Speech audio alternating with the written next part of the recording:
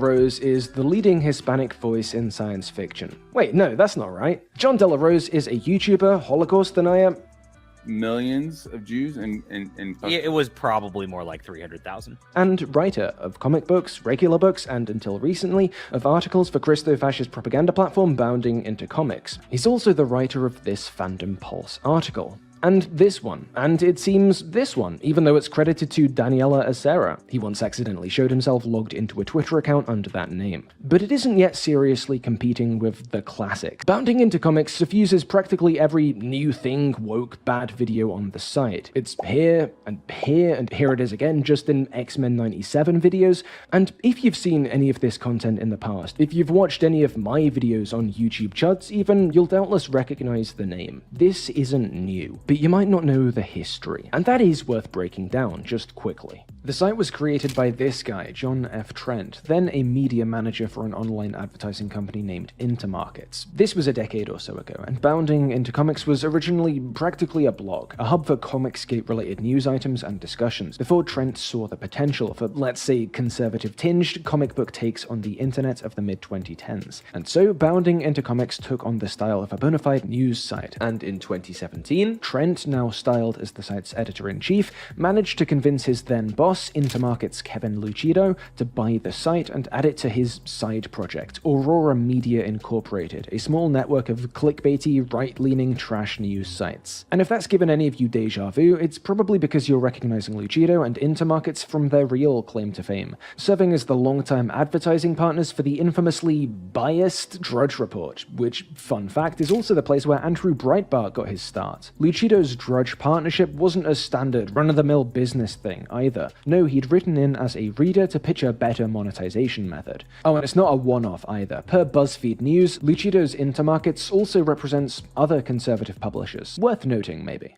But yeah, now Bounding into Comics had backing, and this was right around the time that a bunch of our other favorite guys in this space started getting more and more success, scaling up production and so on. Probably a coincidence, but who knows. Riding the Chud boom in the wake of The Last Jedi and through COVID, Bounding into Comics was able to establish maybe the thickest facade of legitimacy of all similar websites, through a combination of longevity, exposure, and the simple act of using terms and forms associated with traditional news media, always an effective shortcut to borrowed legitimacy. The site was able to use this to do many things, like pushing the homophobic groomer panic, like playing defense for white nationalists like Vox Day, and yes, like providing sources that scan at a glance as legitimate to be flashed on screen behind practically every member of the then rising, now current class of right-wing YouTube commentators. Its reputation continues, hence all those guest spots in videos, but as always, there are others less concerned with hedging. See, for instance, the last major news piece that did the rounds, this one from The Blaze. I do want to note that this is another prominent news-style outlet being shared and consumed during outbreaks of nerd discourse, and to note that like Fandom Pulse and John De La Rose, like the growth of Bounding into Comics out from an online monetization company, Blaze's reporting is not a neutral, disinterested examination of pop culture, because this is Blaze. The Blaze that gave Tomi Lahren her start before her Fox tenure. The Blaze involved with Proud Boys founder Gavin McInnes. The Blaze that was founded by and is still indirectly owned by Glenn Beck, the conservative pundit, the birther. Yet again, trace the new media went woke fear-mongering back far enough, and you get to a conservative who financially benefits from that culture warring success. But that isn't quite where the connection game ends. You know, they're all the Jeffrey Epstein conspiracy theories, which I'm probably too fascinated by, because it felt like there was some crazy stuff going on that they were able to cover up. And still are. But then, man, doesn't the fact that we're still talking about Jeffrey Epstein tell us how hard it is to come up with anything else? No, because there's no answers for the Jeffrey Epstein thing. There's been no consequences other than Ghislaine Maxwell going to jail and Jeffrey Epstein allegedly committing suicide, which I don't think he did. Mm-hmm.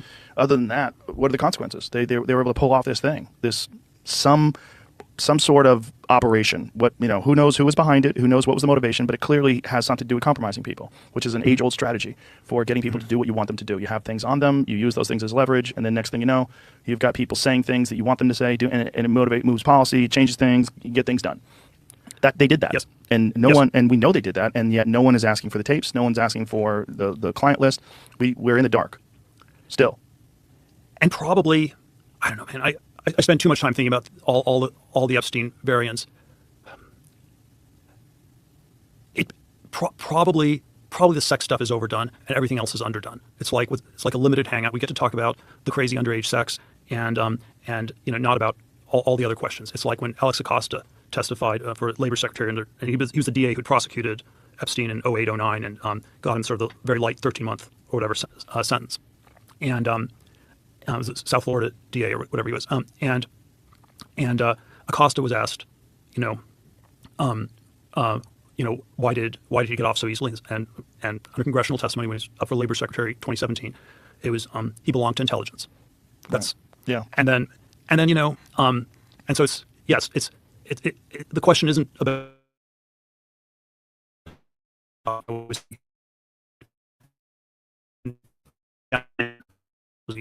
Israelis or the Mossad or all this sort of stuff, and I've come to think that was very secondary. It was obviously it was just the U.S. If you're working for Israel, you don't get protected. We had Jonathan Pollard; he went to jail for 25 years or whatever. But unrelated, right? Understood, but this is one particular operation. But it was if it was an intelligence operation, the question we should be asking is what part of the U.S. intelligence? Right. X-Fighter Bed, the only adult bed that lets you sleep like a hero. Slip on the all-black Starfighter helmet with built-in sleep apnea hose, set the gentle body massager, and keep midnight snacks close in the underbed mini fridge. Fight for your dreams, X-Fighter.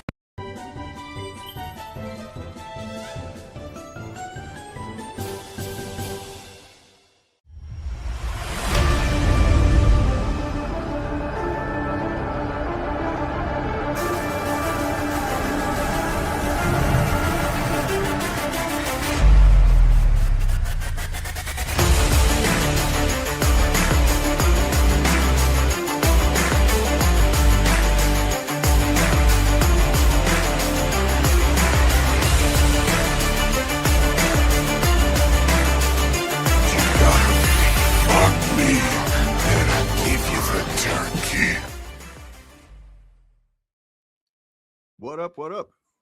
Hello. Man, my camera is lagging suddenly, like right out of the gate. Well, that's kind of weird. All right. Hey guys, everybody hear me okay?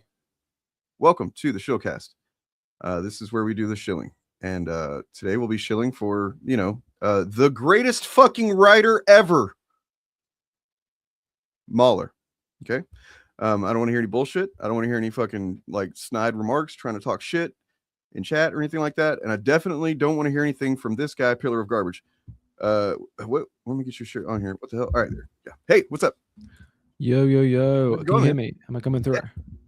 Nice. What the fuck is up, pimps? Type Pillar of Garbage in chat and you win actually nothing. Yeah, I'm all right. How are you? Yeah, nothing. Good, man. This is actually the first time I've like spoken to you face to face, so that's pretty cool. Oh yeah. Turns welcome. out I'm not a PNG after Right. all. Thank you. I mean, that was pretty fun to animate that though, to add a little mouth one time, and it's Yeah. cute. But how's it going, man? Yeah, I'm all right. I put as my little subtitle here in his hermit era because I'm sort of if there's any of my viewers in chat, you might know it's been a minute since I uploaded anything. I got stuff cooking. I've got so much cooking. It's crazy the amount I've got cooking. Yeah, Mueller did actually use his real name for the writing thing, although they seem to have gotten it wrong in a couple of spots, maybe. But that's let me check a link in my Discord. Get some of my guys over. Yeah, hell yeah. No rush. We chilling. Were you the Boys watcher? I'm kind of doing the thing with the boys that I did with Game of Thrones, which is like always think, yeah, I should watch this, but everyone's already talking about it, so I've kind of missed the boat. And then I feel that way like really early on in the run, and then I just kind of progressively feel worse and worse about my decision. But at some point in the next 10 years, I will very, very, very possibly watch both of these things. Well, I got to tell you, both of them. I mean, it seems like, and this, something I kind of want to get into. Maybe I need to do like an investigation on this, really, but like, there's some weird shit going on with this final season of The Boys, where like I will admit that it has not been as good since season 3, basically. Yeah. That doesn't mean that it's been bad. It has not been bad. It's just I remember at season 3 just being like, holy shit, this is just firing on all cylinders. The writing was sharp. Everything was just really good. And then it ended like the final episode aired, or I guess was streaming now, and I thought it was pretty solid. I thought that it did everything that you would expect it to do if you've been watching the show for 5 seasons. It had some surprises and generally pretty good endings for everything. And I guess there's some stuff that could be said about some of the things that were left open, obviously because they're connected to future plans with the franchise. But it is there's just this large contingent of people on the internet that seem to just be thinking that this last season is somehow far worse than anything before it, and that Eric Kripke, who they all claim to be fans, like, I love this show, and now it's shit, and Eric Kripke is a hack, and it's like one of those things where it's like, how is he a hack now, but he wasn't for 3 or 4 seasons? You know what I'm saying? Well, I have it on very good authority that season 4 was bad as well. That's what I've heard. I mean, hey, the guy I watched, I don't think he actually watched the show, so take that with a grain of salt. But I watched a YouTube video, and the guy in it was super angry about The Boys season 4. So I watched a video. We reacted to a video on my stream Friday night, and it was this guy that's like says he's been a fan since the beginning, but he's like basically his whole thing was Eric Kripke is evil, because of the things that he puts in the show. So like, and he would show, examples of like, the like I just had in the intro with Homelander, like the dog is having a dream that Homelander's saying, "You're gonna fuck me," and it's like, do you not see, how do you watch the show for 3 or 4 seasons and then suddenly decide that something like that is evil? It's in line with the show. You know what I mean?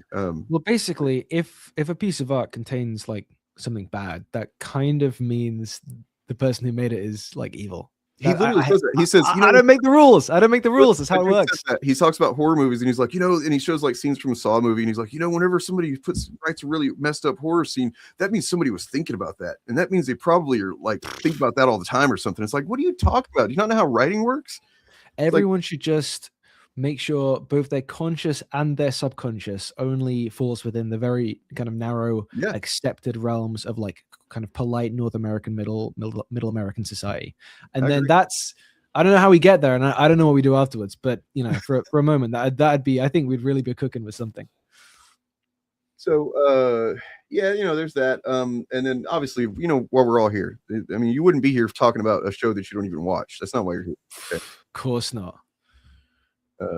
Meanwhile, talking about the main thing, which I also haven't watched. I'm not here to review anything. I'm just here to provide some color commentary on the proceedings. No, yeah, it's I mean, I have seen a little bit. I watched a little bit of it, and I read some of the transcript on YouTube just to kind of because I mean that's what really matters is the actual literal writing of a thing, and if the literal writing isn't completely logically consistent, then it's objectively bad. If we can't boil a kind of multi-dimensional piece of media down to a very sort of one-dimensional judgment of the script, then what are we even doing? I've often said that the way that they might as well just like create a new version of watching movies for themselves, and it just be like the script just kind of like scrolling along the screen, and they just stare at I'll tell you what you should do. All you need to do is you need to copy the like TXT file, put it into ChatGPT, ask it if it's good or not, then bam, you don't even have to watch it. Sorted. Thank me later. It's true. Yeah. I mean, AI is that good. It can give us an objective answer. Exactly. I mean, objective. Yeah. I mean, how would we not be objective? You know what I'm saying? Like, there's no other way to be other than, give our objective opinion.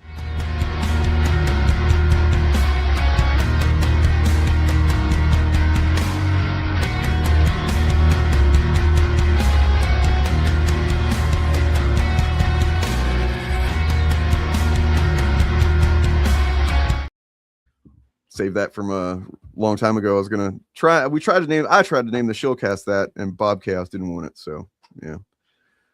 But I pulled it out of mothballs, out of storage. Yeah. So wait on. I think Ryan is going to show up. Nothing But Media said he wanted to, so we'll wait on him. In the meantime, what have you got going on? Oh, what do I have going on? I have 3 things that I'm kind of actively working on at the moment. The the most recent thing is probably also the first thing that's going to come out. Are you hip to this whole like the Spider-Man stuff that went on a few weeks ago? Joe Russo saying some shit about Civil War. Did you hear about this? No, I didn't hear that. So basically, all the kind of comic booky news sites ran some articles because Joe Russo did an interview. Obviously, for people in chat who might not know, one of the directors of Captain America, Civil War, Winter Soldier, Endgame, blah blah blah, all of these films, the upcoming Avengers Doomsday. He gave an interview and he mentioned in it that like they thought when they were making Civil War that this Spider-Man actually wasn't responsible for Uncle Ben's death because like. If he was, then that's kind of really dark, man. That's kind of really dark, and they just wanted to kind of light fun, cool Spider-Man. Have you seen the film Civil War, Dane? You mean not like about the actual Civil War, but the one? Oh, about not the one about the photographers, the Captain America one where they punch each other. I've seen it. Yes. Do you remember in that point where Spider-Man basically says to Captain America, "No shit, fuck," where he says to Iron Man some shit like, "Oh, if you don't do the bad things, then they happen because of you." Yes, which is a slightly less awkward and clunky version of what Andrew Garfield. Yeah, it's exactly. It's less bad than the. It's still not the thing. That's what's at stake here, Peter. It's not choice, responsibility. Yeah, that's what we're talking about here. We're talking about give you a lecture on responsibility, and that's what Uncle Ben does. No, I mean he'll get there eventually in No Way Home, right? But well, that's the interesting thing. It's like there's this suggestion. It's a loose suggestion, but it's a suggestion nonetheless. I think in Spider-Man Civil War that something like the origin story has played out, and then. I thought weirdly, I made a video about this a few years ago. I was too soon for the No Way Home mid trend. Like people think it's mid now. I was like ahead of the curve on that. God, it's not a good movie. Yeah, I mean, it's weird. It's what it is. It's pretty good, but like it's kind of weird. And like one of the weird things is really notable whenever you're not watching in a theater. You know what I mean? Like, yeah. Might as well just have like a Chiron comes up and it's like, look, kids, it's Andrew Garfield or whatever. Exactly, right? And part of the weirdness is like. For me, at least, is the way it redoes an origin that like is presumed to happen off screen is the way it kind of brings in, the past, maybe to the detriment of the present. And for me, there was a real kind of harmony with like Joe Russo's attempt to say, no, that thing that like we implied happened in Civil War didn't happen actually. And like to kind of the idea that maybe this is a kind of retrospective shoring up of No Way Home's general approach ahead of Doomsday, which is kind of doing, also bringing guys back. And that got me thinking about some stuff I've been reading recently about, well, basically, to cut a long story short, the video's working title is, let me scroll up, I've got it on my second screen, Joe Russo and the MCU's Zombie Cinema. And basically, it's kind of like my attempt at providing a little bit of theoretical backbone to the idea that maybe movies shouldn't just be like kind of cameo fests and references the whole way down. Maybe we should like not do that. I'm really excited about it. I think it's really I feel like I've just written it like yesterday and today, and I feel like I've been cooking the whole time. You may be onto something, and if it turns out that that's just something that audiences don't want, then I think that there's a big opportunity to prove that coming up. You know what I mean? I mean, I like to think that because I am a fan of Infinity War and especially Endgame. I like the way that that was all folded in together and everything, and thought it was pretty masterfully done. Those are good because they if not a total ending, they're kind of comfortable with the idea of ending, right? And that's one of the reasons that really fit into this mold I'm trying to develop. But yeah, carry on. Well, I mean, I think I'm it's hard for me to give much of a shit. I've gained more of a shit to give lately. But like there was a while there when I literally made a video that was like I was like, I don't care about Doomsday, and it's not because of the movie itself. It's because of everything else going on in the fucking country and in the world. Yeah, and it's hard for me to like expend energy on being like, I'm so excited for this movie, guys. Yeah. But I've since then I've lightened up a little bit. Started meditating again, so that helps. But yeah, it's I'm hoping that it's going to be a worthwhile use of these characters, right? That the story is going to be worth it, basically. Yeah. Obviously, I hope it's good. And like despite the world being kind of not so good at the moment, I've enjoyed some of Marvel's recent stuff. Wonder Man was great. Daredevil Born Again, I really liked. But like, I don't feel great about Doomsday just because of all the reasons that it feels like it's making a choice. Like, which way Western man. You've got kind of attempts at newness versus attempts that kind of ringing Well, that's the the thing, cloth right? of It's like nostalgia out. whatever happens in this, it's like, are we then going to kind of actually make an effort to reset and not continue doing this? Because there's nowhere else to go Yeah, really after this. exactly. Anything after this is going to just seem It's doubling shameless down. and- Yeah. Like this is going to be, if they pull this off and actually manage to make a movie or two decent movies out of this, that's going to be a fucking hat trick. And they need to just like go, okay, that's it. We need to actually just go back to making regular movies, you know, and just write them very well, make them good. Because I mean, if you, and what's another thing is like, even if these are very good, could we just see a repeat of what happened with the Hollywood, with the studio system in general, where because they're successful and good, every other franchise is like, oh, now let's start doing our version of that shit, and it's like, I mean, you end up with another Dark Universe or something like that.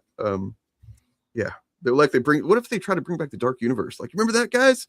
Remember the Dark Universe? We had The ultimate, we're gonna bring all the characters back that you never got to see. I don't know.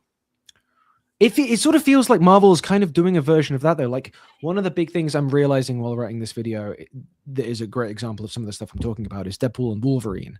And like, they want us to feel kind of nostalgia when he's introduced. Like, there's a kind of an applause break sort of semi sort of moment for Channing Tatum's Gambit, who was never anything, right? It's like I mean, manufacturing nostalgia that doesn't exist. They lampshade that fact, though, so it's kind of like, I know, but you lampshade at the same it. time, it's like, just because you're clever enough to lampshade it, does that mean that we should ignore this? I don't know. It's the same thing with even just Wolverine, because like that's not, despite what Mauler couldn't comprehend this in his review of it, but like that is not the same Wolverine that we've seen before, right? No, well, it sort of is and it isn't, right? It is, yeah. I mean, it's different.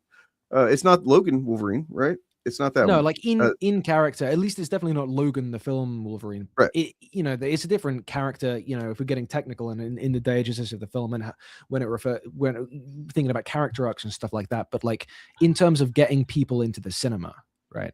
It functions in a way as the same Logan. See, this is true. Like, I mean, at the same time, I appreciate that level of it, because I also appreciate the joke about between Deadpool and Blade, because you've got to know the lore, behind the scenes lore of Blade Trinity and their experience making that with Ryan Reynolds and Wesley Snipes being kind of a dick and not liking him and stuff like that, because they made that into a joke into the movie. So, and I actually do appreciate that level of But and even in a video like this, I don't mean to say that like any of this stuff is not like fun on some level. Of course it is. No, but, I think there are stakes to some of that fun. Yeah, there are stakes, and with the multiverse stuff, it is like they're trying to have, they're like, this is a different version than the one you're used to, but you're gonna we still want you to clap like a seal for it anyway, and it's kind of a, I don't know, Wolverine. I feel like a lot of people soured on the multiverse stuff way sooner than I did. I started seeing people saying that like, this multiverse shit sucks, the multiverse saga is no good or whatever, and I'm like, I don't know. I kind of feel like I've been waiting for this as a comic book fan. I was really excited about this. I mean, the only criticism I really have of the multiverse is like, I feel like they didn't commit properly to it. And then as soon as stuff, started going bad with stuff like Jonathan Majors and people not loving the Ant-Man movie and stuff, they then pivoted to a sort of weaker, less interesting version of it that is, a mechanism for cameos and universe collisions and all this sort of thing. Hey, we got Ryan joining us. All right, so what's up? Hello. Talking about some Marvel flicks and stuff, man. Before we go on to talk about real cinema, apologies, I'm late. Technical problems. One of the worst studio films in American history, and I mean, I feel like most people aren't that down on the MCU. I mean, no, I don't see how that could be. Yeah, I don't see that being the worst studio movie. Yeah, there's a lot of bad studio films in American history. I mean, I feel like criticisms I have of it like aren't to do with it being a bad film, right? In that way, you know what I mean? Like it's other stuff. Like I always think asking the question, is this film good or is this film bad? It's like the least interesting question you can ask. Yeah, and that seems to be the only thing that some people want to. That they start with that, and then everything else is built around that. right? Like if it's bad, then okay, now we're going to sit here for several hours and talk about everything that's bad about it. Yeah. But you know, or like go into minute detail on things that in another film that they liked wouldn't bother them at all. Yeah. But because they don't like the film, they then start analyzing it sort of on a microscopic scale and say, "Well, I didn't like this thing about it." It's it's very weird. And a movie dies if you pull it apart on that level because it's not supposed True. to be watched as a sequence of frames and a sequence of plot beats. Truly. Wait, yeah. can I before I finish shamelessly self-promoting, can I like put a frame from the next video after that I'm releasing like in the Discord and you chuck it up on stream? Yeah. He's so polite, isn't he? Right. I mean, hang around with us you very guys often. need to. You got. I'm kind of outnumbered here. You guys got to be a little bit more dicks because I feel like I can't keep up with your niceness. Okay. All right. Well, he's a lot drop nicer than me, any so. second. Oh wow. Confirmed genuine pillar of garbage frame from a video that'll be coming out in a couple of weeks. Little secret sauce, little teaser. If there's anyone that's ovulating, I just recommend you stay away. Woo. Turn off of this stream, please. It's not, you don't want to end up pregnant. There we go. It makes sense in context. It makes sense in context is all I'm going to say. Can we have a context, like any context for this? This segment of the video is about urbanism. Is that helpful in any way? Sure. Oh, what could be more urban than cycling indoors? Right. Yeah. Exactly. Well, yeah, clearly in the countryside as well. Mm-hmm. What I'm interested to know, because I don't think I've ever come across this, is what do Americans call the room that you're in now? Oh, that's a good question. Sunroom. Ah, interesting. What do you call it? About that? Conservatory. Oh, yeah, we don't call it that shit at all. Well, yeah, no. Yes, the Master 6873 or whatever those numbers are. I am riding a stationary bike. Yeah, I mean, I would hope it's not just a regular bike because whoever is taking the photo. Then I'm about to crash into the camera like the movie with the train. Thank you, Sketchy. It's a sunroom. Yeah. Sunroom. I mean, is it not? Does it? Sunroom is a call out in the Counter-Strike map cache, and it's nothing else. Okay. The weird One thing person is, watching this just went, yes. Yeah. Maybe 40 years ago, I think, like when my parents moved house, we would have places called sunrooms, but I don't think it ever took off here. So they tried to introduce it as a fancy way of saying conservatory. Do you guys have something called a mud room? No. Because that's the southern thing mainly. Somebody correct me if I'm wrong there. I think it's mudroom being that can't be what it is. Where you come in from, like if you're coming in from outside and you take your wet or muddy boots off in this room and leave them in there. You know what I mean? Right, yeah. There's actually one of those in this house. I'm staying with my girlfriend's parents currently. They've got a mudroom, but it's not. This is not the digs that YouTube gets you. Well, YouTube got me so few digs. I'm kind of in negative digs from the YouTube money. Hence why I'm staying with my girlfriend's parents. Conservatories are actually pretty common, but mudrooms or I don't know what we would call them. I don't think we call them anything really. I know like some people have them where they keep the washing machine and the dryer. Yeah, like you call that the utility room, I guess. Yeah. I think it's just context dependent. Like if your mud room is a utility room, you say the utility room. If it's a second kitchen or something, you say, hey, take your shoes up in the second kitchen. I would not say second kitchen. That's such a weird way to say that. Here's a class distinction, which I don't think you have in America, because I think mostly you have the washer and dryer in a separate room. But usually, yeah.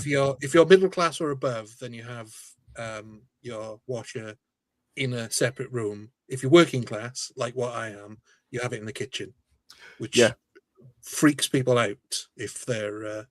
I had an apartment in Austin for a while that had like a kind of stacked washer and dryer, and they're kind of small versions too. And they were just like kind of stuck in this double wide closet. I think the goddamn water heater was also in that closet, so all just stuffed into a closet there in the kitchen. It was weird.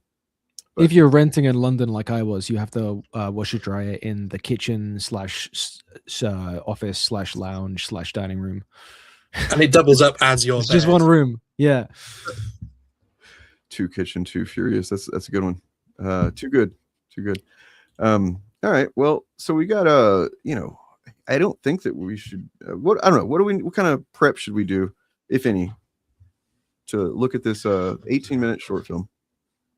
I think we should go in cold and then perhaps look Okay.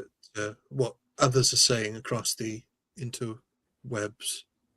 So it is it's an 18-minute short film. I mean, the basics of it are that the objective things about this are that it is an 18-minute short film funded allegedly by money collected from Critical Thinker, collecting funds from the first what was this, the Drinkerverse? What do they call this shit that they're doing? I don't know. The Objectiverse. Yeah, the Objectiverse. Yeah, so it actually has one actor that is known. It is a known actor. Two, actually, two. Two? You just the second one is slightly less famous. Okay. But he was in Lock, Stock with the other famous actor, and he played young Sherlock in The Adventures of Young Sherlock Holmes. Oh, wow. I was really hoping you were going to say Young Sheldon. Young Sheldon.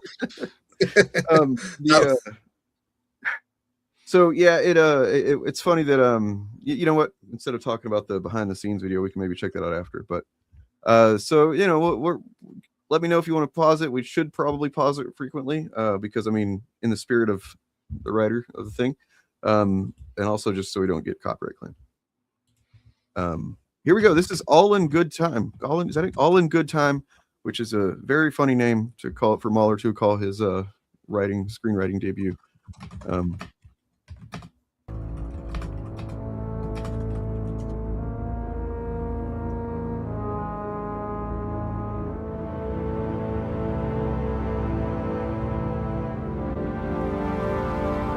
This is already better, pre-roll or pre-movie like branding than what was at the beginning of the Rogue Elements. I remember that. I hate to do this already. Could you just go back to that last title, because there's something that I found weird. I couldn't get it exactly. That's okay.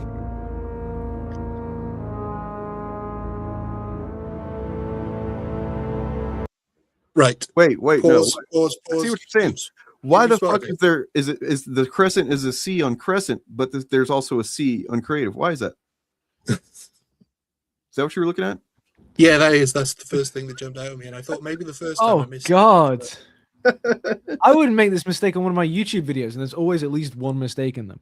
This is like impressive. The first second is like, oh shit. Right, because like I've made lots of very embarrassing mistakes in my videos, but usually not the first damn visual in the thing. I've usually I will go over the first half of the thing a few more times than I do the rest of it, because by the time I'm to the last half, I'm like, I just want to get it done, and that's where I would slip up. But this is something I don't know, man. It's subjectively weird. That's just stylistically it's a mistake. It's a choice.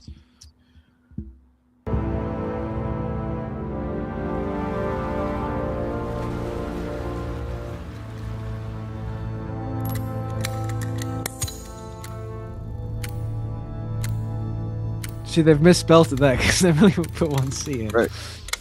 Wait, why is that? Oh my god. I don't want to nitpick.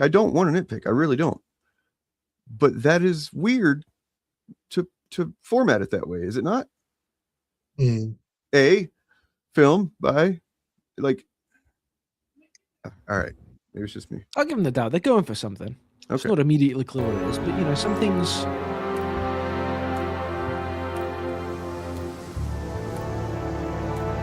That is a shot.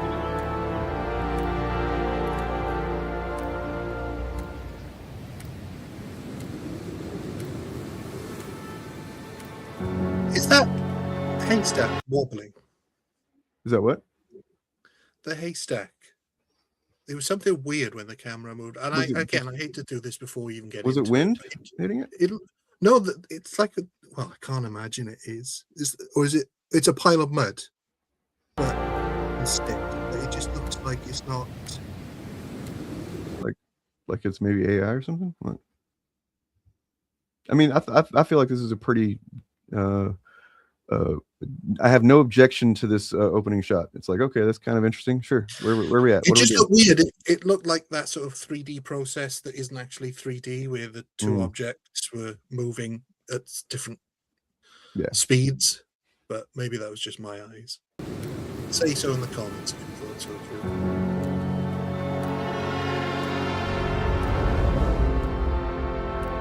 Is this the Dark Knight score? I don't think so. A sound alike. Okay, there he is. That's him, guys. I guess I finally said it on my videos enough times that he kind of just decided, look, okay, everybody knows it already. I'm gonna go ahead and use it. That was my goal, was just to frustrate him until he.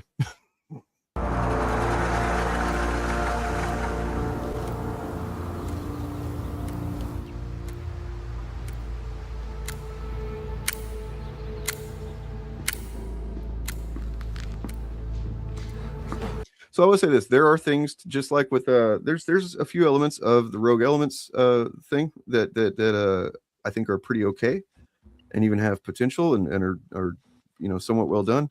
I think that anything that is decently done in that, and I feel like from what I've seen of this anyway, same thing goes, is in spite of the story, the script.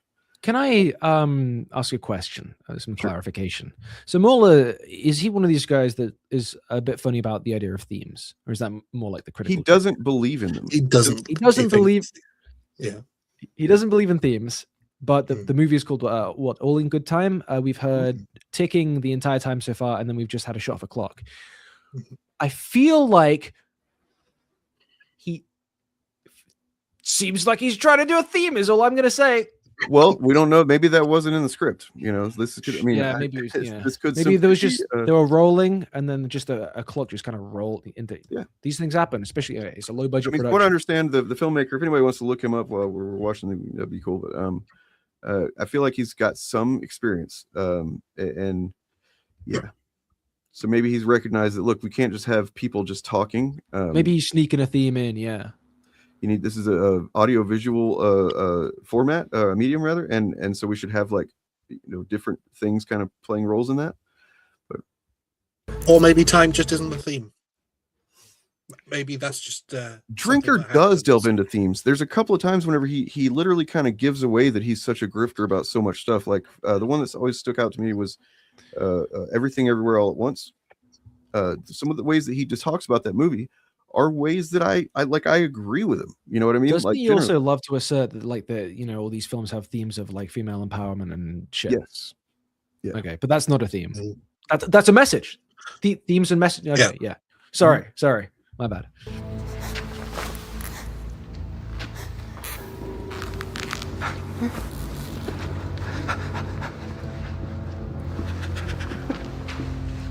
Are we doing the Dark Brotherhood recruitment quest from Skyrim? Okay.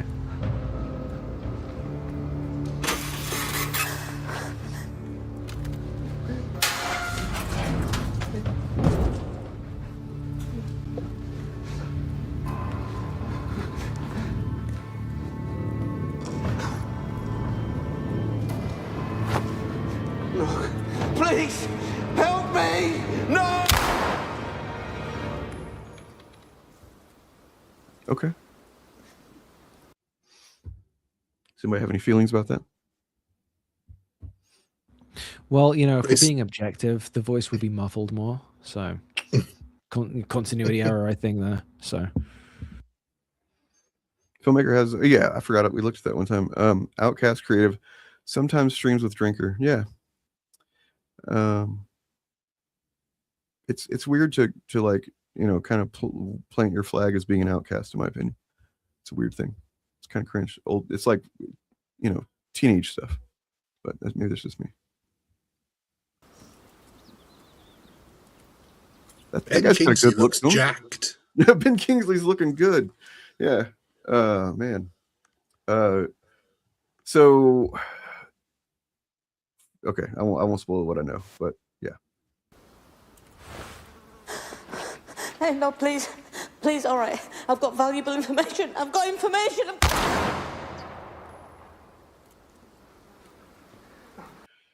That gun effect, that sound effect is bad.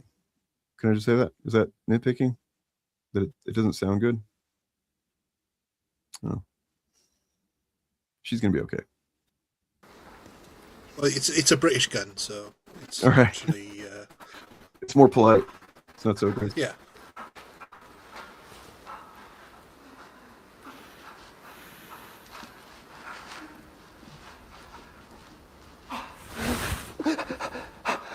Now listen to me, all right? Whatever you think I've done, whatever I've taken, I'll pay it back. Oh, so much more. You know money's not a problem to me, yeah? I've got those 2 little girls. That's right. It's not my fate. Yeah? Question. Oh, you really didn't like that, Bogue. Why? They've skipped number 3. They've skipped number 3 there. Well, it's weird.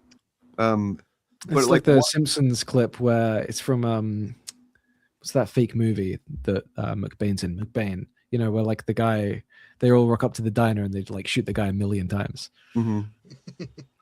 Do you think we're going to get any kind of answer at all or hint as to why these people were killed, whether they deserve to be killed, whether they did anything actually against this person, and why that guy in particular got shot multiple times in the chest rather than just once in the head? Probably not. Because I feel like I need to know that.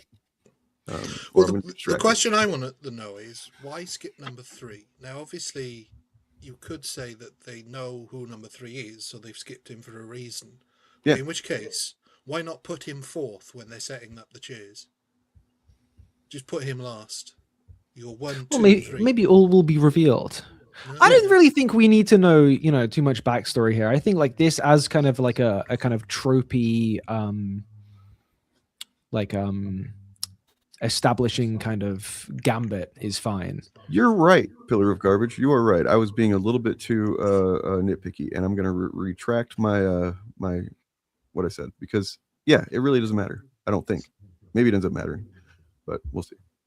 Still don't understand though why the 3rd person they avoid rather than just putting the 3rd person on the end. Yeah, as the 4th person, and then just go 1, 2, 3, stop, rather than 1, 2, stop. I do want to disclose that based on the behind the scenes video that they uploaded or whatever, Mauler was not on set for this at all. They actually talk about it in that video that he's just an apparition. And so maybe if he was there, he would have called something out. He would have been like, "Hey guys, look, it's my big debut here. We can't have a guy getting skipped over to kill the 4th guy whenever." Yeah, who knows? They've saved 3 last for a reason. I just make him the 4th one.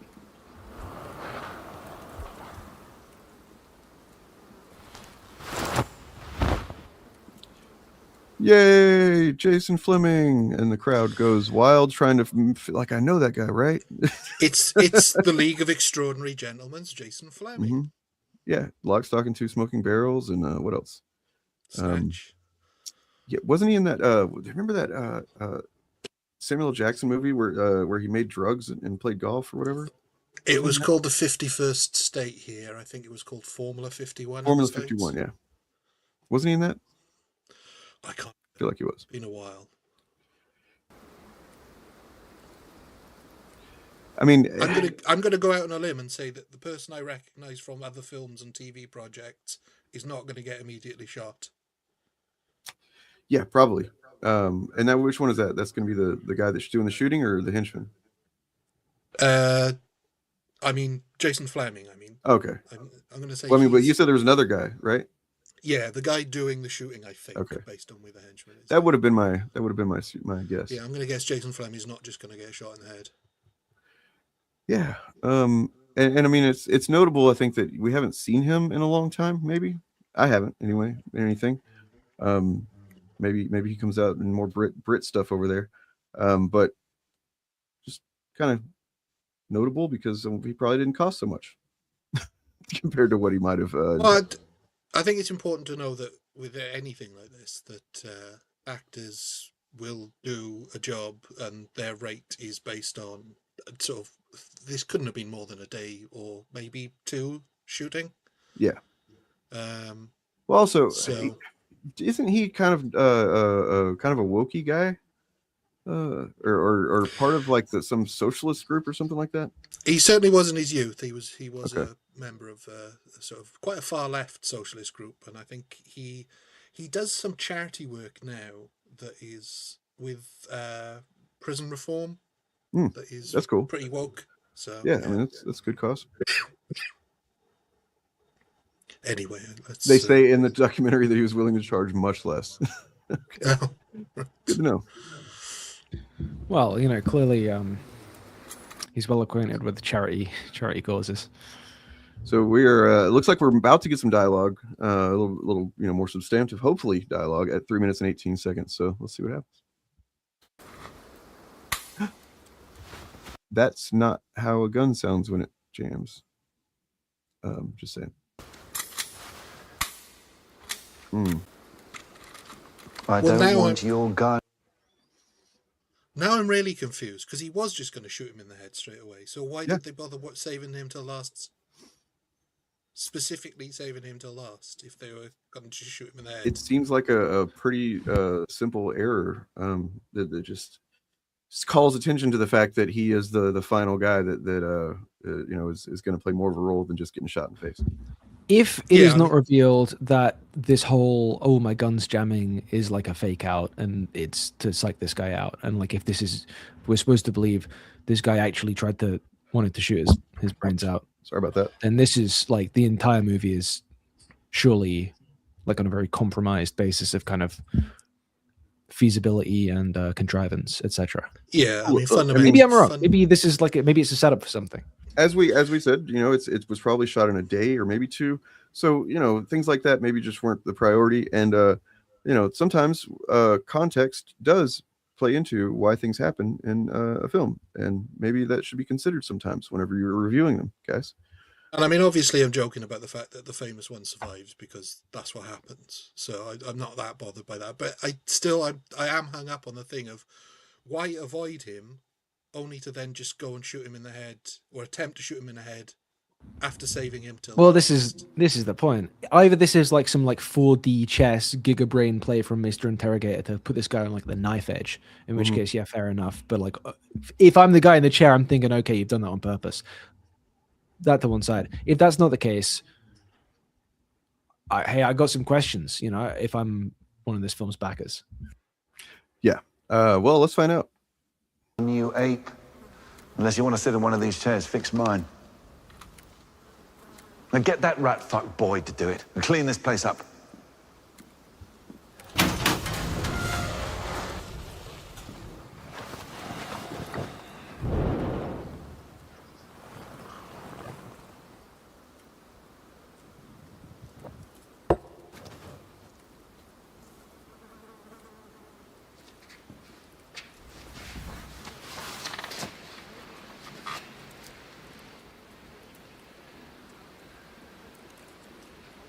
Are you mute? Who were they?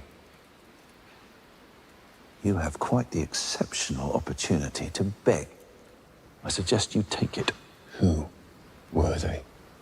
Do you want to die, little man? I mean, isn't that a foregone conclusion? Weird thing to ask. They were scum. Oh. Do you know what they did? I know. Enough. Most men are cowards. Enough to kill. Hey, can you focus? This isn't about them, it's about you. Wait, hold on. Most men are cowards. Enough to kill. Hey, can you focus? This isn't about them, it's about you. Okay.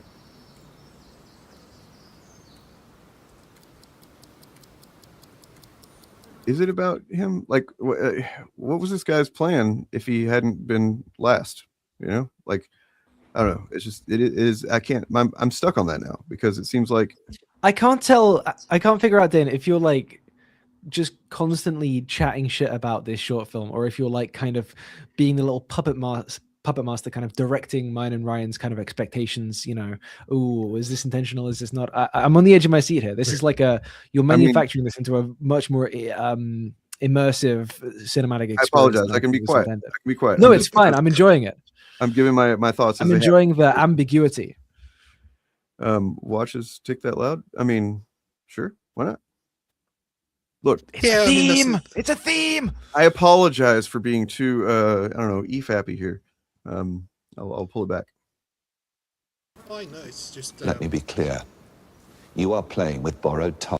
Well, I mean, a minute ago, whenever I was like, wait, what? And I rewound it to check something else because I misunderstood what had happened. So that was completely on me. No, that's fine. Look, you talk as much as you want. It's just no. Well, I don't know if you've already watched this or not. This is about where I've what I remember seeing last of it before I turned it off. Right. Okay. Keep it fresh. So yeah, I mean, and part of it is I'm trying to make sure that we just spend some time saying something instead of just letting it go through. This guy said he's on borrowed time. Time is also the thing what watches do, and the thing what clocks do. And time is go click, click, click, click, click.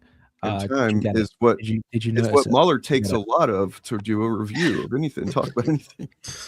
And we can hear, like the person in the comments said, we can hear the ticking. So obviously that's an aesthetic choice. It's true, man. Like, so look, I will just say this: the fucking lack of give a fuck about anything they're saying so far is profound. I'm just like, it's reminds me of what happened in the 90s in Hollywood after Quentin Tarantino, after Pulp Fiction, where there were a lot of movies that got made where they clearly thought they were doing a Tarantino, and even though it wasn't Tarantino in some of these movies, and that it just felt heavy-handed. It's like cool line one, cool response, cool quip. It's funny because that's sort of just when I was starting to do like drama and stuff, and so many like first-time scripts from teenagers and like college kids were all Tarantino rip-offs and Guy Ritchie rip-offs, and they were all about mobsters. So it feels very much in that zone of the dialogue is really giving like, so that just happened, but like the previous thing before, so that just happened. It seems like, if I'm comparing this to something like, and I think probably the easiest popular film to kind of relate this to would be like Reservoir Dogs, from what I can tell so far. It seems like the dialogue in that is telling you something more about the characters, and it's like this is not really informing us about like the situation really. It's just, yeah, we'll see. I don't want to judge it too soon, but from what we were saying earlier as well, it definitely feels like that gun jam was intentional now, based on this bit of dialogue that they've had, because otherwise you would start that scene with him not trying to shoot him straight away if you're intending to have this sort of badinage with him. Let me be clear. You are playing with borrowed time. I do not benefit from this.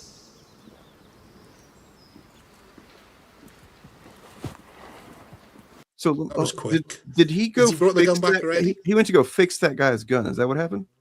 Well, he told him to get the rat fuck boy or something. Yeah, get the rat fuck boy. And then he said you told him to fix his gun too, right? Which is a weird. I don't know. Oh no, it's just. Is that guy leaking oil? What?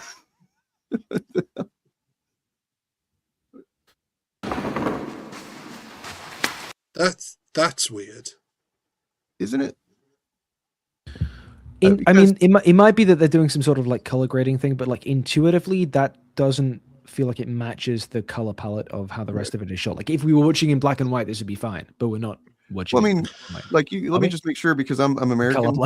Maybe you guys, do you have red or black blood over there? What, I don't know. Well, only the They read, yeah. subcast, only the sewer people have the black blood over here. So maybe yeah, there's kind of context for us. Yeah, it is pretty hideous. I don't know. Maybe there's something being said there with it kind of looking like Rorschach almost. No, never mind. We just haven't seen that much blood come. Okay. And I don't know if this is trying to be realistic in the sort of, because when someone gets shot, there is a lot of blood, and so in that case it's realism, or if this is like again another aesthetic sort of artistic choice with the blood. But it seems like an odd. This is definitely getting maybe this too is nitpicky, but it does all seem happening an odd in an pattern. old abandoned like car garage. Oh yeah, right. There just happened to be some oil. Yeah, they just didn't clean it up. Okay. Is it a Rorschach test though? Because like, if it is, I can see a seahorse and an alien. You see in the context what you project onto the context, right? This is kind of, it's really, this is what it is surrealist cinema, like at a basic level. I do remember that movie. A blank canvas. Yeah, it's, we'll see. Maybe the black blood comes into plot somehow.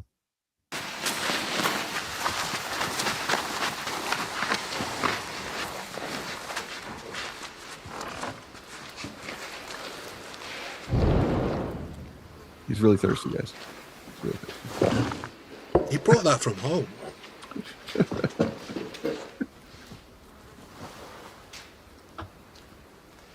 All right, then. Who were they? I don't know. Then why I didn't shoot them. You have to know a man before you kill him. It's best to know when you take. Did you guys hear that? Or is that just me? Yeah, I didn't know if that was just me. Take it back. It sounded like flanged. I don't know. Then why I didn't. That's fucking weird. That can't be in like the master like audio for this film, right? It seems to be. So this is downloaded directly from Mauler's channel. Okay. Something could happen in the download process. Let me hop over to that channel. Actually, I don't want to kill my. Yeah, let me get in an incognito and hop over to. I don't know. Then why I didn't. It's like he's What's suddenly. the time code? It is 5:36. It sounds like he's becoming Gandalf in Fellowship whenever he's like, I am not some cheap conjurer.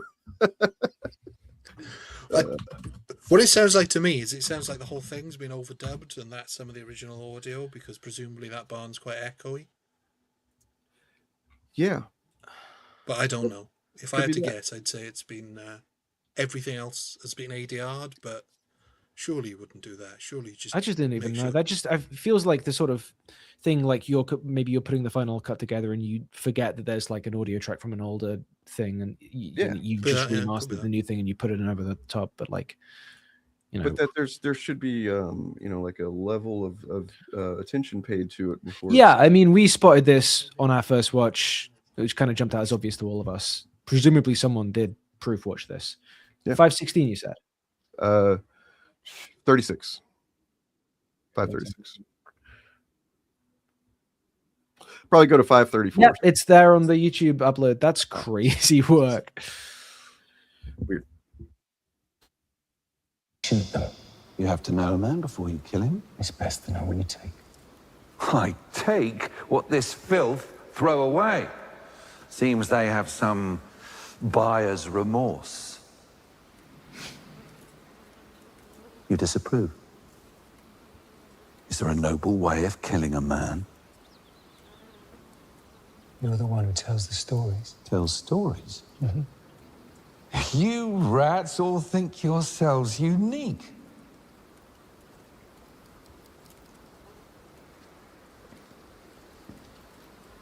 You don't know anything about me. And I would say this about any movie where this exact situation was happening. I don't feel like that keeping this guy alive and giving him this much attention has been shown to be warranted. You know what I mean? Like, why? Yeah.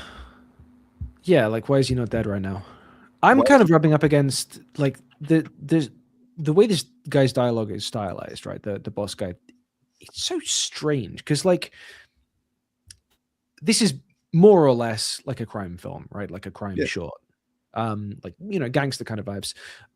Obviously, not to be classist against gangsters, but in terms of like the kind of formal conventions of this genre of film, they don't talk like Shakespeare guys, you know? Obviously, this guy isn't talking like a Shakespeare guy, but like they don't talk like kind of, you know, arch sort of pantomime villains. And like it's fine if they do, like kind of Tarantino vibes, you know, they talk all kind of poetic, you know, in a writerly way there. But like I kind of feel like the other guy's begging for their life, the little henchman dude, and this like hostage guy, there's not like a sort of unified like heightened style. So I'm kind of curious as to why we're seeing it with this bloke in particular. Yeah, it's incongruous with the rest of the the milieu. And exactly the milieu. I can't think of any other non-pretentious way of putting it. But And these two seem to be in a different film to the rest of the people we've met so far, even briefly. It just seems like with we'll just leave it at that. No, enough. I know you have to take them yourself. From prisoner to partner. Your father would be ashamed. What? What's left of the allies he made? The empire he built? You didn't know my father. His weakness is why his allies were able to walk all over this.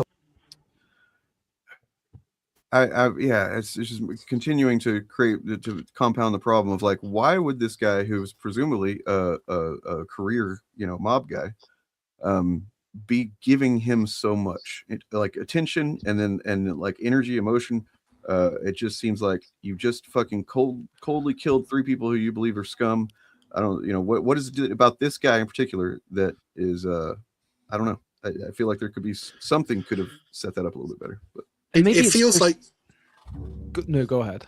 It feels like even though we've seen it from the start, that we've still come in at the middle of a conversation. Yes, exactly. Like, maybe it's just my fucking borderline Gen Z, fucking vertical video adult Zoomer brain speaking, but like, I think when you have even like a stylized Pinteresque conversation going on in a scene, like you have to manage how many threads there are and like how it veers from thread A to thread B to thread F, right? And I feel like this feels like a first draft of a conversation. I feel like we're kind of leapfrogging around a little bit. Like there's not really, it doesn't feel like there's much of a pathway through this interaction in a way that, yeah, maybe there wouldn't be in real life, sure, but like there would be in a film. It's there's nothing being like actually right now, I guess I suppose I'm starting to feel like I'm learning something about this guy. Yeah. Like why are we talking about this guy's dad or whatever? Like maybe that's relevant. Maybe this guy in the chair turned out to be like maybe there's some connection there. But like in terms of the conversation at this point, like it doesn't matter if it ends up paying off. It needs to have a reason to come up. Yep. Organization. And your method is so much more effective. How long have you been pouring your own drinks? The weakness is your lack of patience. You're a fool. What is Brew yapping about? And it won't be long before you no longer draw breath. So like, I just a mob guy is not going to have this kind of like reactive to the very mention of his father kind of fucking you know, like and just sit here and listen to him like what the fuck. I'm sorry, it's just that combined with the thing that I was willing to overlook, like willing to say, you know what, I'm not going to hold that against it, the you know, him being fourth to be shot even though he was third in line, right? Combined with that, it just all comes off bad, you know. It's all very convoluted, and I've got no objection to them speaking necessarily, not like what gangsters speak like, but because Pinter does that, like you were saying, Pillar Guy, it is very Pinteresque or an attempt at Pinter, but falling flat because it doesn't seem to understand why or how Pinter did the things that he did, the dialogue he does, which is, it's not easy. In his most sort of chaotic, it's not easy to necessarily understand Pinter, but this just doesn't get it at all. Yeah, even if you don't like fully like follow all the threads, like you're carried along by it, right? This is just we've got the dumbwaiter at home. And I will give a compliment. I will give a compliment that especially Fleming, but the other guy a little bit to a lesser extent, are doing a good enough job that is keeping me compelled to want to know more, right? Like I want to understand more than they're giving me, right? And I want it to be more coherent than it actually is, because they're at least putting a little something into it. So far, acting head and shoulders above anything in Rogue Element. And the other thing I'd say about the Pinteresque sort of elements of it, like you said, yeah, it's very dumbwaiter-esque. But if you want to see somebody and sort of adapt a version of dumbwaiter that is sort of dumbed down slightly, but is still very, like In Bruges, for example, would be a film that is similar to the themes of dumbwaiter for anybody who isn't into Pinter or theatre. And that's another one where, like, yeah, they're having these heady conversations, and like, it's about existence, and the gangsters are talking about God or whatever and sin and stuff. But like that film, it's great because it sort of creates this, I don't know, dreamlike sort of space for them to be in, like, and then everything kind of lifts off the ground slightly. And that's not the only way to do it, but like that's a way to do it, and you have to do something.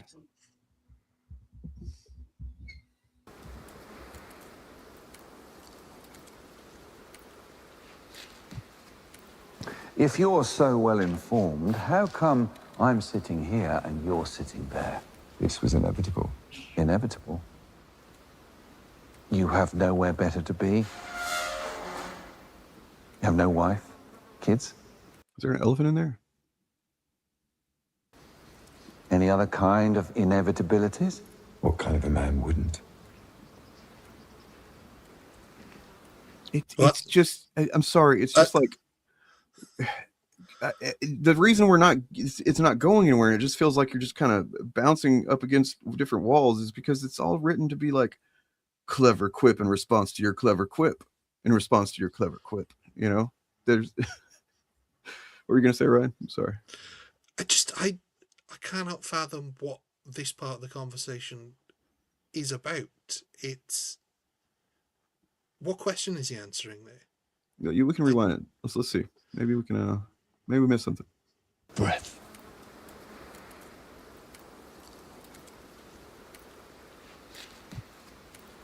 If you're so well informed, how come I'm sitting here and you're sitting there? This was inevitable.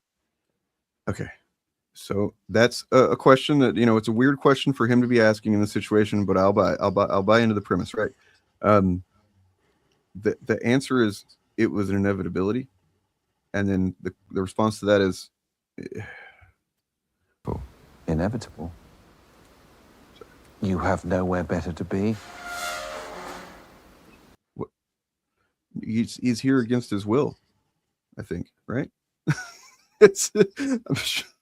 What is the point of this? Jesus. You have no wife, kids? Any other kind of inevitabilities? What kind of a man wouldn't? What does that mean? That doesn't make any...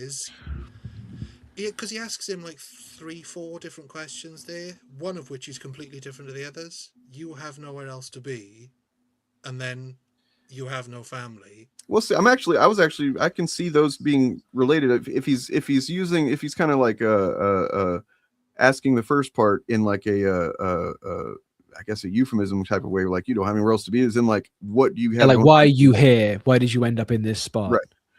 And so I can see that actually. School around, yeah. I'm willing to connect those. It's a little bit of work, but I'm willing to connect those two. But it's the answer. It's the answer that he gives. Right. Is just what kind of a man wouldn't? Younger men, I don't know, men who someone who lives a different kind of lifestyle, yeah. Right. That's fine. I mean, it's fine for like the character to be not think much of people taking different life choices. A bit of a maybe what do they call him? Piece of Breeder. shit. He's a breeder. Also that, yeah. Thing that keeps putting me off is that guy coming in and moving out those dead bodies. That really takes. There must have been a better way of doing that. Surely.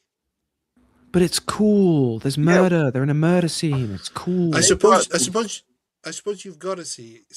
You've got to see it happen. Otherwise, everybody would be jumping on Mauler saying, "How did those bodies just disappear?" And he loves to have everything. Well, I mean, let's think about this. So. These are presumably these are professional killers, or at least they do it as part of their jobs on a regular basis, right? They have kidnapped these people specifically, clearly for the purpose of executing them. They bring them into this barn or whatever and set them up in chairs next to each other, one by one, execute them and doing an odd order at a certain point. And then now they're taking the bodies after executing them in the middle of the barn and putting them somewhere, I guess, more permanent or wherever they're going to take them to. And it's like, why not just kill them in that place or something? Like, what's all this performance about? If you're just going to tie them to a chair and shoot them, whatever they say, just shoot them next to wherever you're going to bury them. But more importantly than that, put a bit of tarp down on the floor. Exactly. Yes. A couple of plastic sheets. And that Shoot along with the like, oh, my gun isn't working. Go fix my gun. It just all like, are they these guys professionals, or is this like kind of their first time doing this? I don't know.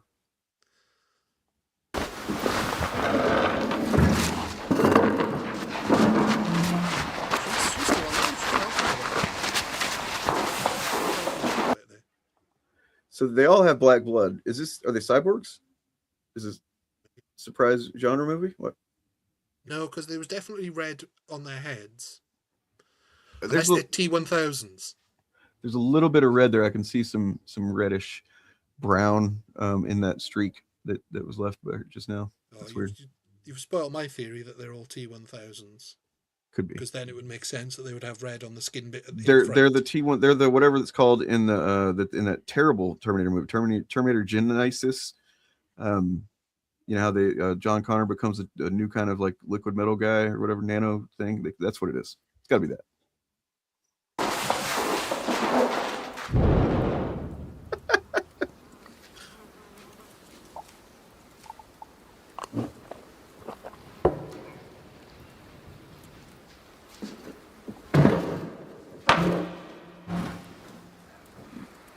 You know, you're just the kind of man I'm looking for in this organization. What? A man of loyalty. You loyal? You ever wonder how you're gonna go? Foe. Hang on. What the fuck did I miss? He just said, you're the man, you're just the kind of man I need for this organization, loyal, and then asks him if he's loyal. What indication is he given that he's loyal? What's something must have changed that we didn't see, right? That like, why would he just suddenly decide this is the way he's going to go with the conversation now? It's like schizophrenics having a conversation. This is also like Skyrim, where you're just kind of walking around and then like some guy comes up and tries to make you president of their little club. That's what it sounds like. It sounds like NPC dialogue. Yeah. but like, do you get to the Cloud District very often? Don't tell somebody that they're very loyal and then ask them if they're very loyal, because the chances are he's probably going to say yes. That's a very astute observation, Ryan. Was that a very astute observation? Yeah, I mean, I think we do need to adjust our understanding of the location here. This does seem to be a car garage where they work on cars and change oil, and there's an elephant somewhere off screen. Holy shit! Someone Google if elephant blood is black, because you know. It's just talking porn. Yeah, I mean, I guess so, but like, I mean, I would argue there's probably I've seen some porn with more artistry, you know. Black. Oh, it just says Mauler's a hack. So that's what we call a bit in the YouTube game. It's just a little bit. Friend. Family. Not just a rat, but a snake in the grass. Oof. It's just that's a stupid line. I mean, that's everything to me, in my opinion. Maybe you guys disagree, but like that line is the epitome of all of it, of Mauler. In England, in secondary school, one of the rhetorical techniques we learn about in English class is called a semantic field. For instance, rat, snake, they're both related. They're both animal words. Therefore, if you use them together, it's clever. So as far as I'm concerned, this is ticking all the boxes. Okay. Well, I didn't go to fancy British school, so Not only that, but if I can add an extra layer here, a rat is a part of the Chinese zodiac, coming back to time. A snake eating its tail, the Ouroboros, is also. But you know what? The problem with that though is that's all themes, Ryan. That's all themes. You can't. That's not it. You can't apply that. So as we know. If you want to live, you better give me something. You achieve nothing dying in this hole. Tell me who you work for. What kind of ransom I could get for you. Who knows, I could pull some strings. I can't think of anything more degrading than working for you. Why is he bargaining with the guy Maybe that he was trying to shoot? What? Hey, it'll probably get explained. It's fine. It'll get explained. I have seen some of this scene because this is the scene that they primarily show in that behind the scenes video. It's all just one scene, but this moment of the thing. Did he just pull him off the street? He appears to know nothing. Who the fuck? Yeah, right. Why does he have him? Was he literally just given a list with 4 names on it and no context whatsoever? I don't know. Doesn't make any sense. I mean, it doesn't make any sense that the boss is doing the dirty work. I mean, the first rule of being a gangster is you don't get your hands dirty if you're the head of an organization. So he's the boss. Maybe this guy is just a goon who likes to dress fancy, and that's why he's such a fucking moron. But he's talking about recruiting him basically and asking if he's loyal and stuff. So that seems to indicate. Well, he gets the referral program for like the criminal organization. He actually gets. He gets $20 per. You ride on the elephant. Yeah. Maybe Beefy Ben Kingsley is the genius the whole time. Oh, like kind of like Saw. Plot twist, right? Kaiser Sose or something.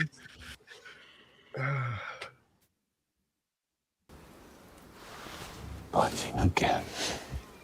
You know, I had a Rottweiler once. Vicious little bastard. My nephews loved him, and he loved them back. Ugh. How vicious the potential in that piece of shit. Aeon Flux movie. No, when you can't write dialogue that contradicts the dialogue you've literally just said. Got a Rottweiler, vicious little bastard. The nephews loved him, and he loved them. Right. Yeah, it's fine if like they loved him, right? That because they're twisted, because they've got an insane mind. Like you wouldn't last a day inside their twisted mind. But like if the dog loves them back, then he's not a twisted little bastard, really, is he? He's kind of cute and. Speaking of twisted bastard dog. Yeah. I mean, yeah, that's what I'm gathering. He's supposed to be Wolverine. This is right. Yes. The thing about it is that, like, the Rogue Elements, the dialogue is also terrible, but it's moving a little bit faster. I guess there's a little bit more, snap to it. There's not as much. Every one of these lines is read as if they have gravitas, as if these characters have gravitas, and we don't know anything enough about them to know to feel that way about them, and they aren't saying anything that. I'll say this much for Rogue Elements: I never thought I would appreciate a movie not being one scene as much as I do in retrospect now. Not only that, though, Dane, you also remember that the dialogue in Rogue Elements is supposed to be bad because Critical Drinker knows his audience are too stupid. Yeah, and it has to be bad so the actress can read it. So, and that the audience could understand. These actors were just like he got the fancy actors, so they could only read the fancy lines, and that's probably the reason, I think. I mean, yeah, this poor bastard right here. Like, well, why is this guy's taking a while to get these bodies out of here? Like, what's he taking? You know what I mean? Like, why are they so far away from the goddamn destination that the bodies are going to go? That he would have to come and get them and drag them so far that he takes like several minutes between each one. Is he dragging them the whole way as well? Like he didn't think about getting like a wheelbarrow? Just shoot them next to the hole. Yeah. You can walk them to the hole. Put them in the hole and shoot them. Just like dump them in the hole alive, and then just now you're innovating. There you go. Tell you what, there's a great leadership position for you at this criminal organization I know, and I'm not loyal. if I get you the job, they'll even let me ride on the elephant. So, all right, we are at we're making progress. We are halfway through it. So He would stare out at the horizon, no matter how hard he came at you. He'd be growling, snapping. But he loved food and fetch and fucking about. And I figured eventually he would calm down with age, some perspective. Until he bit me. dogs don't get perspective. That's not a thing dogs do. Dogs don't. Also, he loved food. Yeah. What? Yeah. Oh wow. I don't know. I've never seen a dog that loves food before. That's Normally dogs hate food. Right. Dogs really hate food. They're Is that not there known just so for. he could have a lot of F's in a row? Did he wanted some alliteration there? Because his food, fetch, and fucking around. I mean, you learn that in the same lesson as the semantic field. So he's just bit of alliteration for the kids. Say what you will about Mauler, he has his English GCSE. Yeah, I mean, wow, yikes! And he bit hard. I gave him one more horizon before the end. I figured if he knew what was coming, he'd behave better than a bloody border collie. Maybe he took that last horizon as a blessing. Excuse me. Do you ever wonder how little time? How is his whatever this guy's saying right now? How is it not? Do you fucking think dogs are people? You fucking idiot! Like, what? Do you think the dog was going to think about what he had done and then regret his decision? I knew the Ratatouille critic flashback. I knew that Mauler did not understand people. I knew that. But clearly he also does not understand dogs. Understand dogs. Also, he said he in the hopes that it would behave better than a bloody border collie. Border collies are like the best dogs for that sort of thing. Is For that behavior? the implication there? Yeah, I think he's saying that he is saying that's that, like the upper echelon of how the dog that could he would be be. such a good, well-behaved dog. He'd be better than the dogs that are famous for being well-behaved dogs.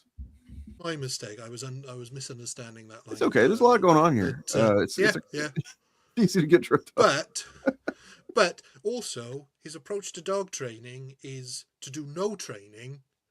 And when the dog bites him, to tell the dog, think on. Yeah, this. You know what though? Consider what you've done. Let me ask you guys: why are they talking about this though?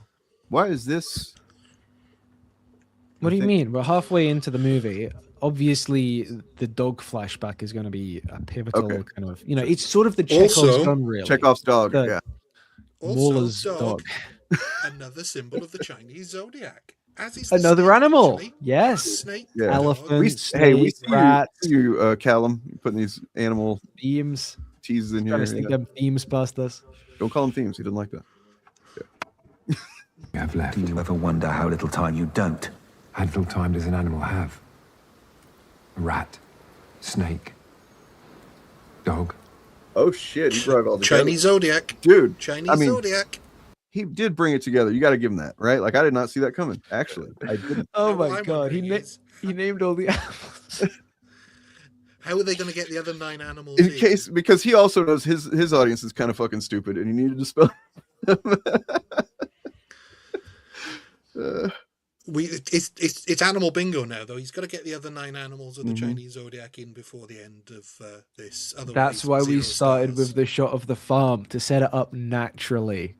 Oh. Yeah, they're all just all chilling right out of frame.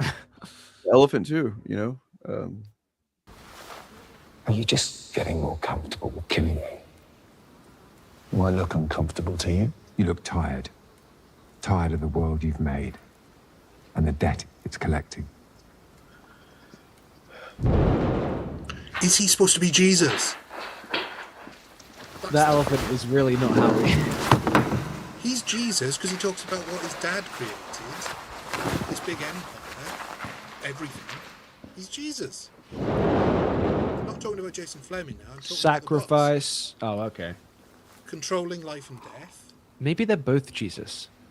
Water, very symbolic with Jesus. That was wine when they started. I guarantee it. You know, I'm not unreasonable.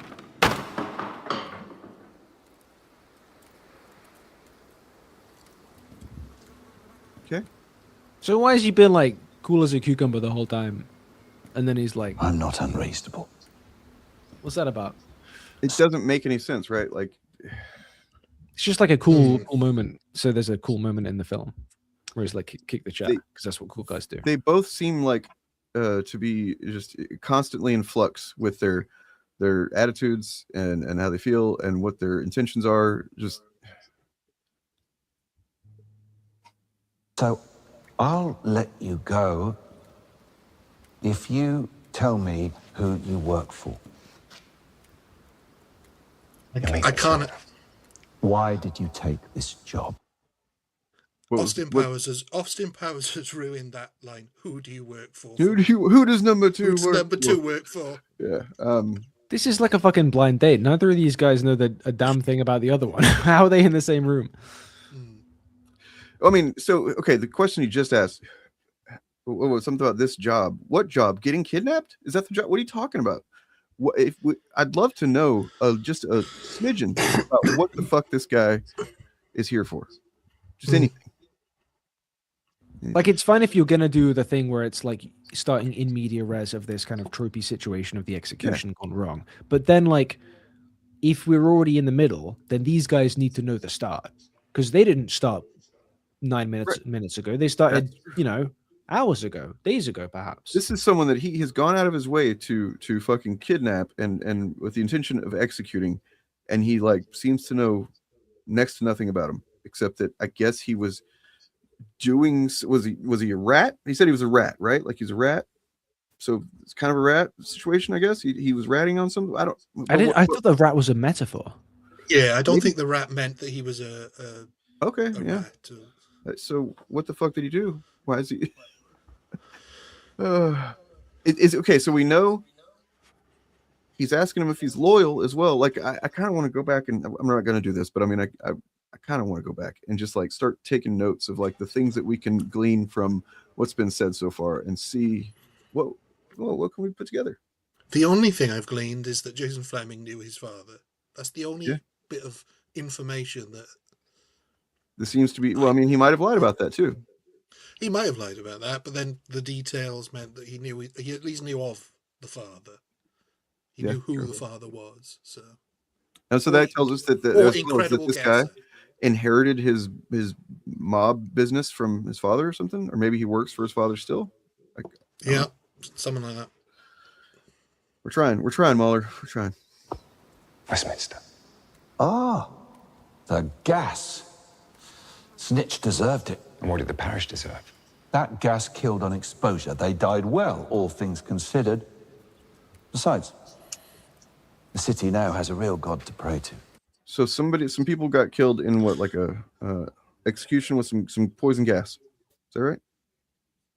Where he's to the beginning of the bit we just watched, or maybe like a couple of seconds before, because that's like a massive left turn. Well, it seems like maybe important information. So, just feels like a little bit late in the game to be getting the kind of necessary inciting incident sort of facts. I don't know.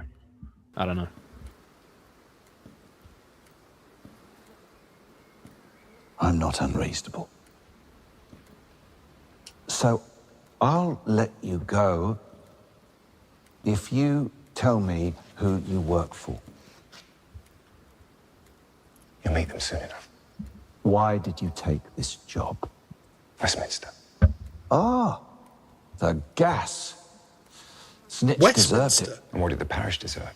That gas killed on exposure. They died well. What is Westminster? Isn't that the dog thing? The dog show thing? In the US, it's the area around the Houses of Parliament here, but it can't be a reference to that.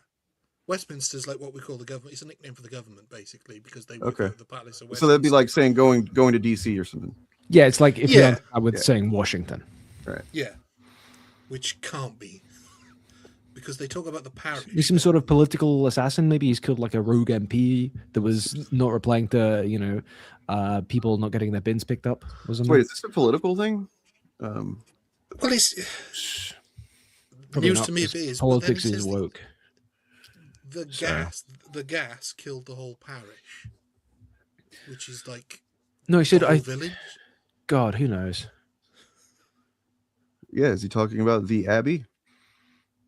Well, yeah, Westminster Abbey is in the palace. Is part of the. Is in. Okay. Yeah. Generally, if you give a one sentence reply like that, like this is either taking place 1 week after a much publicized terrorist attack on Westminster Abbey, or he's talking about the government. He's saying it's the government. I see. Well, all things considered. Besides, let's listen to Meet them soon enough. why did you take this job? Westminster. Ah, the gas. Snitch deserved it. And what did the parish deserve? That gas killed on exposure. So what is the parish reference? Well, a parish is just like in olden. It's like he's saying the referred to town. It's like a Yeah, district. it's like a local. Yeah, a like small a local. small village, yeah, or a town. Yeah, it's basically Okay. anyone that goes to. I mean, that's what I understood it too. Is I just want to make sure I wasn't. Yeah, no, you're not missing anything. Okay. They died well, all things considered. Besides, So, what did he say? Snitch deserved just one person was the target there, and yet Yeah. a bunch of people died. Yeah. Okay. So they gassed a whole village of people to kill an informant. Several people. Apparently so. The snitch deserved it, but then everybody else, they just died well. So it's like, yeah, omelet, break some eggs kind of thing. the city now has a real god to pray to. The reward was far too tempting. Ah, for all the talk, you're still a money man at heart. How much of that cash are you willing to part with to save your own skin? I don't need saving. No. You are very close to dead, my friend. I'm the only thing standing in the way. So, start begging. Start acting like a man before I slit your fucking throat.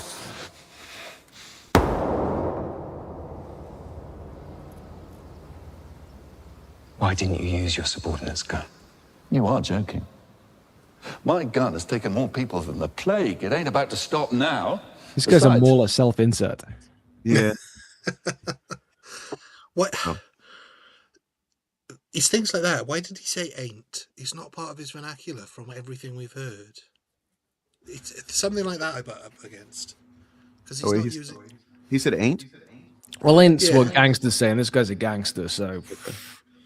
Yeah, despite all of the Yeah.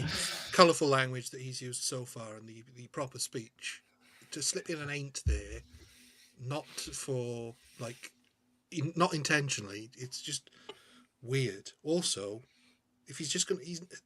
Fleming knows that he's not going to just slit his throat because he made such a fuss over the gun. True. I mean... So he's not... he shouldn't and be- what a weird, just kind of really stupid fucking characteristic for a mobster to have. It's like, I only like killing people with my gun. Like, it's got to be my gun. It's killed so many people. Well, yeah, but then he's pulled out a cutthroat razor, which again is Right. is not necessarily what you use to slit somebody's throat with, unless you're Sweeney Todd. Traditionally, it's not very. I do want to hear that line, read that delivery again whenever he said that, because it's kind of interesting. They should kiss. Start acting like a man before I slit your fucking throat. It sounds like he kind of forgot what he was supposed to say almost, and then he's like, it came back to him in a moment, but it's weird. Why didn't you use your subordinate's gun? You are joking. My gun has taken more people than the plague. It ain't about to stop now. Besides, it was my father's. Your father's legacy ends with you.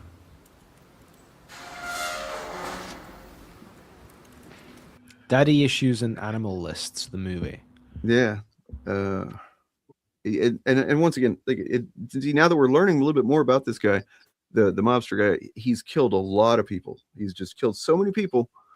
And More yet, than the plague, so like over a third of Europe. That's probably why they're in the abandoned car garage. yeah. But I mean, so that and then you think about once again, why is he talking to this guy? Why is he spending so much time if he's high up in this organization? What fucking There's reason? got to be some sort of ruse, yeah. He's playing the long game. I'm doubling down on my theory that this is supposed to be he's supposed to be Jesus, Jason Fleming's the devil, and his father's God, and this is some sort of remake of the Last Temptation of Christ. Sounds cool.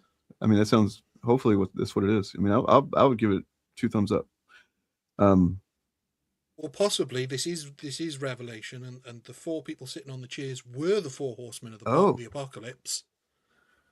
But they died instantly. So like, how does that? Because Jesus defeats them after Armageddon. Okay. So Armageddon's happened. Was the other guy is that the Antichrist or who's that? I don't know. Yeah. The Antichrist hasn't shown up yet.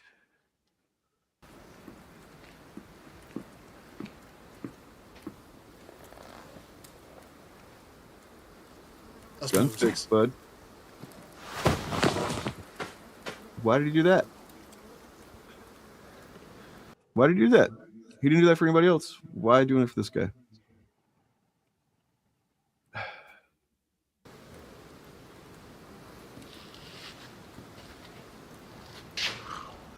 Look, okay, maybe this is a thing that the guy does every time he kills people. There's always one that he chooses to kind of just like toy with, like he's a cat caught a little mouse or something. He's gonna fuck with him. So they just have this. They have this unspoken thing that they do. Yeah, or an elephant. Another interpretation, a possibility. I'm sticking with my Jesus theory, but he could also be like a cat in human form because he hates rats, snakes, and dogs. Oh, wow. I think that's just I'm looking at it for my backup theory. That's pretty good. Yeah. Oh no! What happens when he's out of water? The water's a metaphor for how much time this guy's got left. It's like a sand timer thingy. You're right. That's actually really advanced. Yeah, that's actually kind of. See, I was taking it as just like that's how much time until we get to stop watching this. But you're right. I think it actually probably does mean that. If he showed this to like a professor at a university, they'd probably be, like give him the prize for like this is better than Ulysses. This is better than. This is actually probably like the smartest movie or like piece of fiction generally.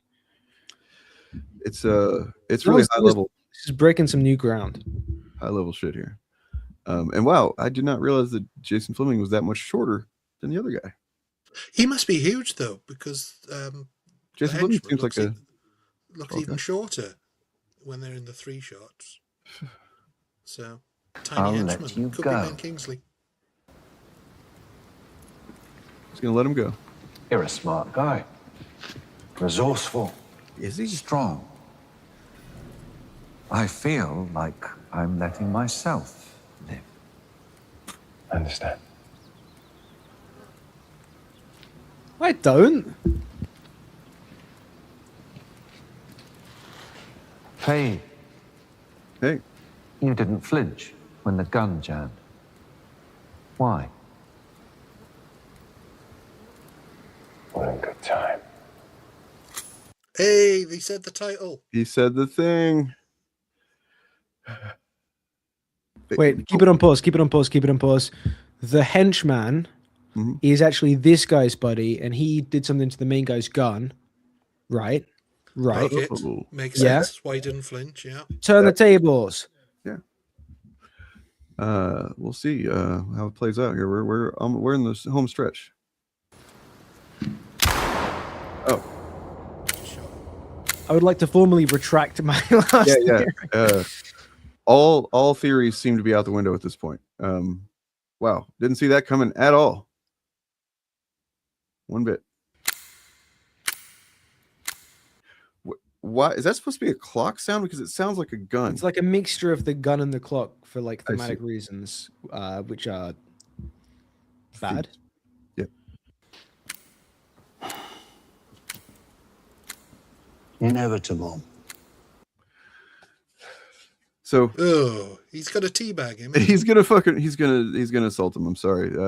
No, I have seen this is not Halo 3. I did see this moment. I skimmed forward to just kind of see, what I could see, and I did see something that caught my attention. That was what happens here. It's kind of Like what? Yeah.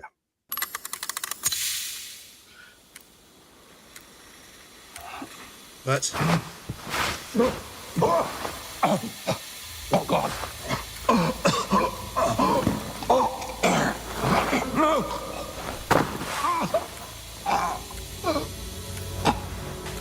What?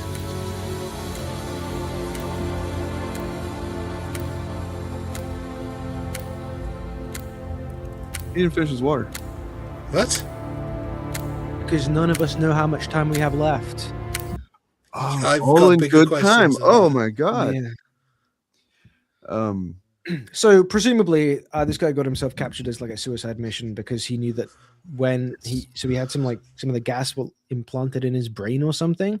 So when Guy shoots him, then it kills Guy, right?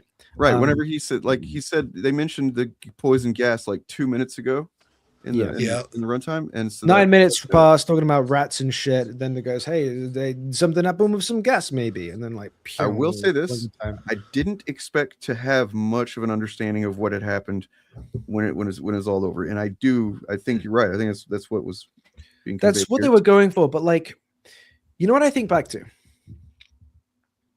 A video I made earlier this year where I'm talking about the way Mauler and his good buddy Critical Drinker are kind of criticizing the Rian Johnson film Wake Up Dead Man, right? Yeah.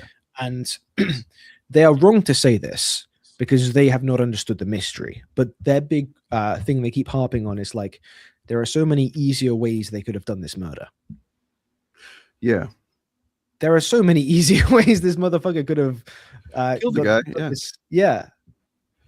Why get yourself shot if you've got the facility? If you're so able to predict exactly what's going to happen, to get yourself captured, Joker style. Hey, because he's cool, because he's a cool guy in a movie, and say a cool line about how it's all going to be revealed after you're dead. Then like clearly you have more control of the situation than the guy who doesn't know who the fuck you are.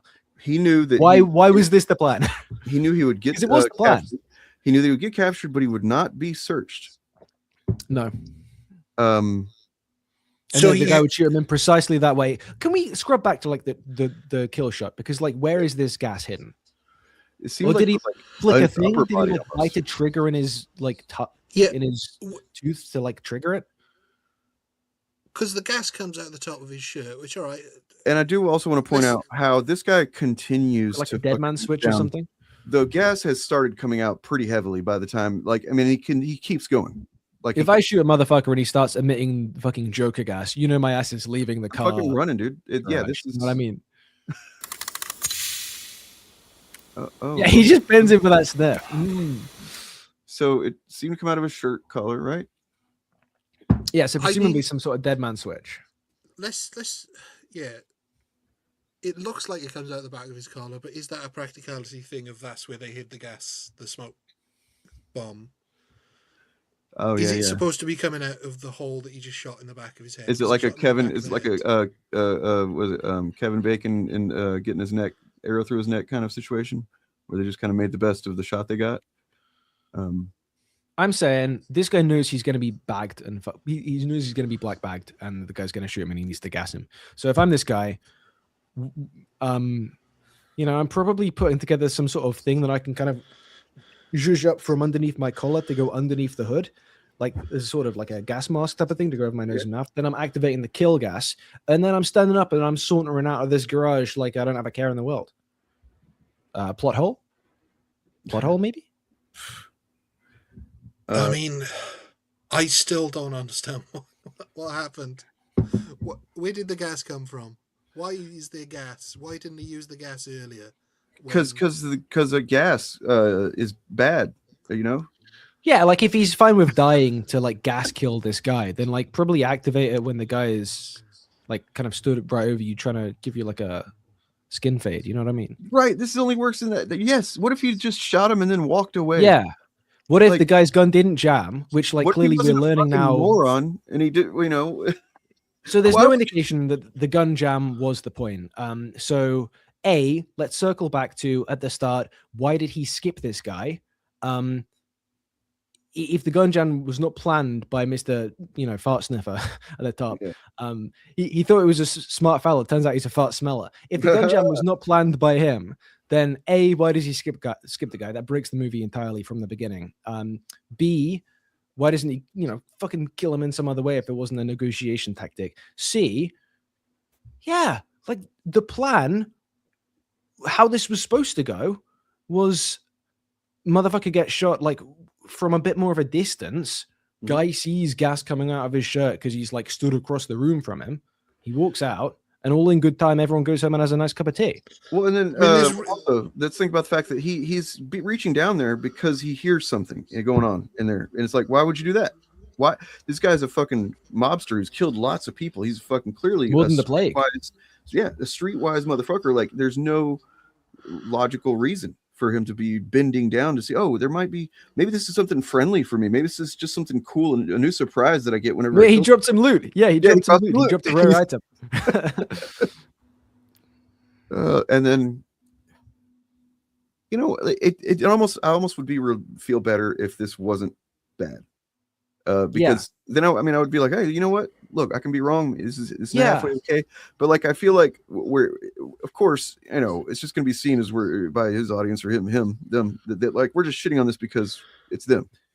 I saw a Reddit post earlier, just happenstance. I wasn't looking for it, on Saltier Than Crate, about this movie, and some guy in the comments said something like, I'm not going to watch this. I'm just going to wait till Anthony Gramuglia or Pillar of Garbage makes a YouTube video about it. And I was there thinking like, oh man, is this how predictable people think I am? But like, I didn't have the idea to make a video about this. Kind of because I'd got the sense from just hearing what people have been saying that it wasn't very good. And I just didn't want to be nasty, I kind of felt a sense of pity. Like, obviously, these guys, Mauler and his buddies, would do this to me without a question. Arguably, that's what they did when they EFAP'd me, in a sense. But like, it just feels like punching down too much if I made a video kind of doing what we've done here. So here's a post. It was mean. I don't know if this is one you saw, but this is from Salty Than Crate. Mauler's bad film, a review. Shillcast is the flair there. Hi, I'm some random guy. I watched Mauler's new film. Here's my review because I need to get my thoughts about this film out with people who are more in tune with this side of the internet. Because I have 3 pages worth of thoughts. And 3 pages, huh? That's more than I think was written about this fucking movie, the short film. So let's see. Too long, didn't read. It's boring, bad in the film series to be memory hold by Mauler as of writing this. I'm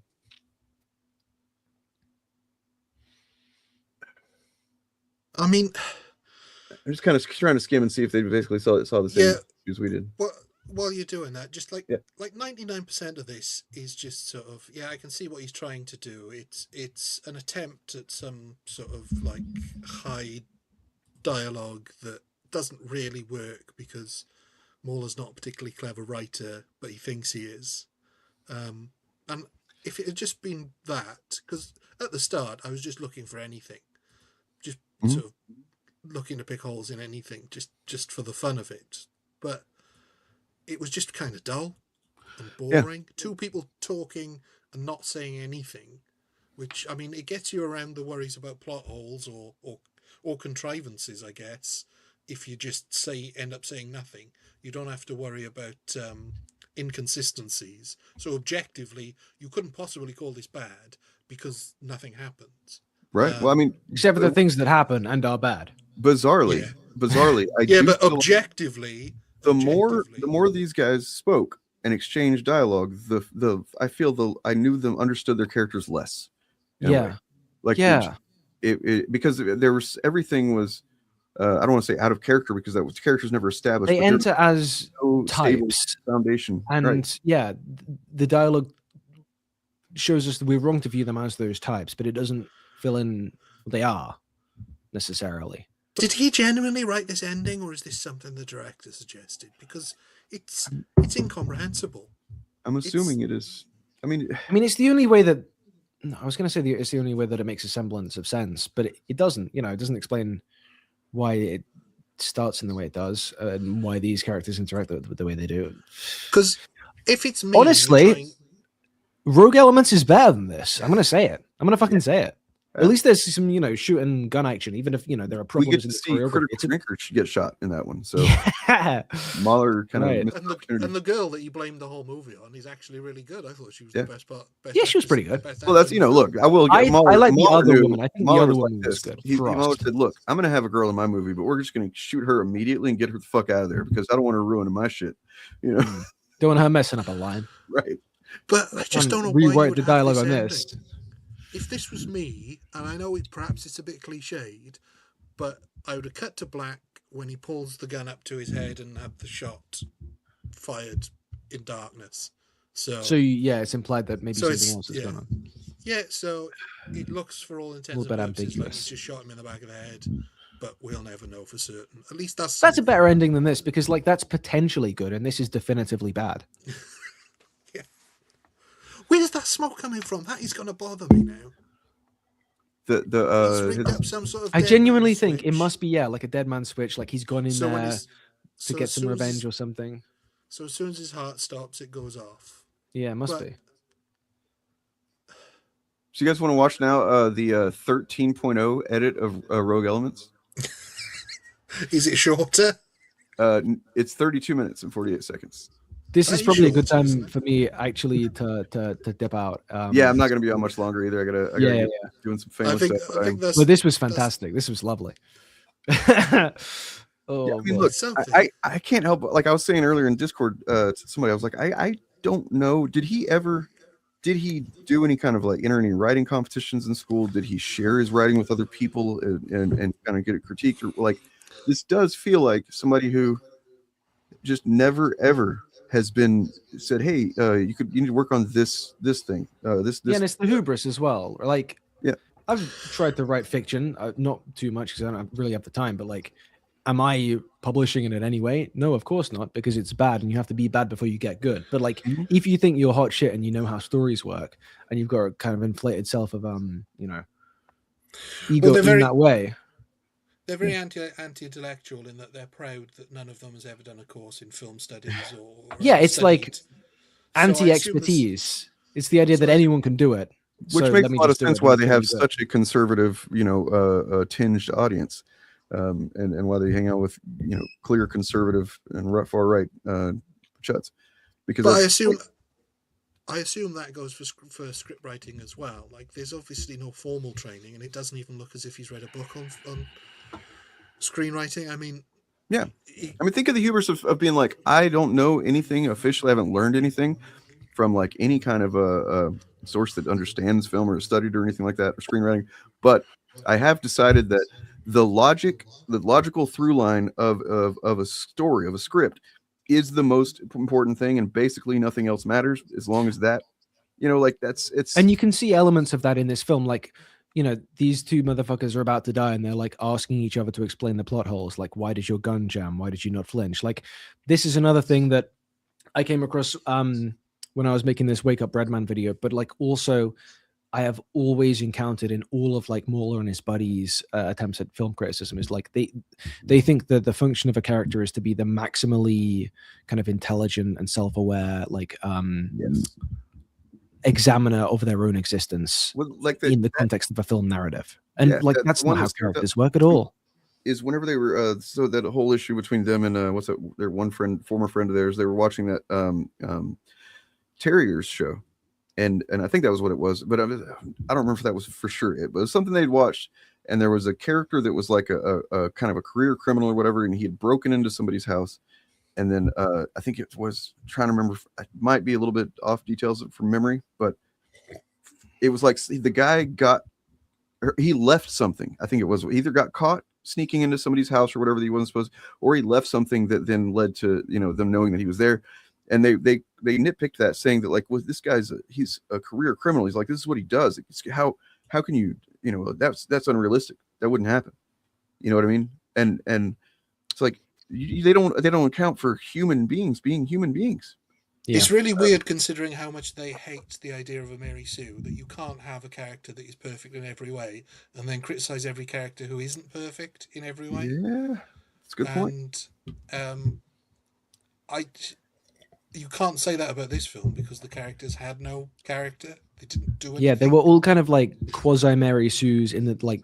Yeah, they were the very self-aware of what was going on, but also in the same breath they had no awareness of what was going on outside of the the 18 minutes. Of it turns out that the one guy actually he was the only one that knew what was going on, and the other guy didn't know shit, and that cost him his life. Except the other guy, he also died. So like, and that means he wins. Right, he died. He wins the movie. So he wins? I don't know. It just. Yeah. I don't know. I mean, I guess that's a dedication to your revenge. Is like you don't even care to see it through. I don't know. There's something there maybe, but I don't know, man. It's not good. Also, if that guy gassed a whole parish, as they say, which we're taking to mean more than a few people, how did the guy know about it? Well, how do you know it was him? Not only that, but how does this gas work? Because that gas seemed very targeted. Yeah, was it like a dance at the village hall? Like, was it? What situation are you in where an entire parish is gathered? That has probably not happened since like the 1300s. Maybe it was I don't know, in one of those police call boxes.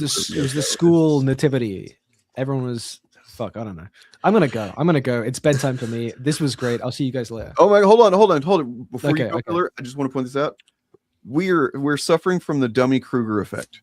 This according to this person. So go deal with that. All right.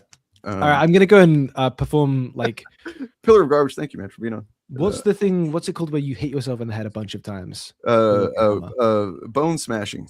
Yeah, I'm gonna do some bone smashing and maybe hopefully I'll not have the dummy Kruger effect. I'll see you guys. Later, man. Have a good one. Later. Yeah, there's nothing quite like the dummy Kruger effect. The dummy Kruger effect is you're right, man. I think we are suffering from that, and thank you for pointing that out. I will admit that it's been a kind of an ailment in my life here and there over the years. I'm just very glad that I haven't had the semi-related Dunning-Kruger effect. I haven't had any of that. No. Luckily, I think the dummy Kruger effect inoculates you against the Dunning-Kruger effect. Right. Oh man, yeah, I'm gonna go and get some food and stuff like that. But one last thing on this. We're not gonna have time to look through the reviews, so that's a shame. But was it gas just because it's cheaper than explosion? Almost certainly. And look, okay, you know what? I will give him a small little bit of praise here. The script was written with the budget in mind. Yeah. And that's something you got to do. You got to write a script that's you can't, and of course we don't know. Maybe he did write something where it was like a bunch of big action sequences or something, and somebody was like, "We don't have the money for that, Mauler. You got to rewrite." We don't know, but yeah, it's crazy, man. What were you gonna say? What did you say a minute ago? It's just we're not going to have time to look at the reviews on Letterboxd, so we can do that. Actually, we'll do that real quick. I've got a.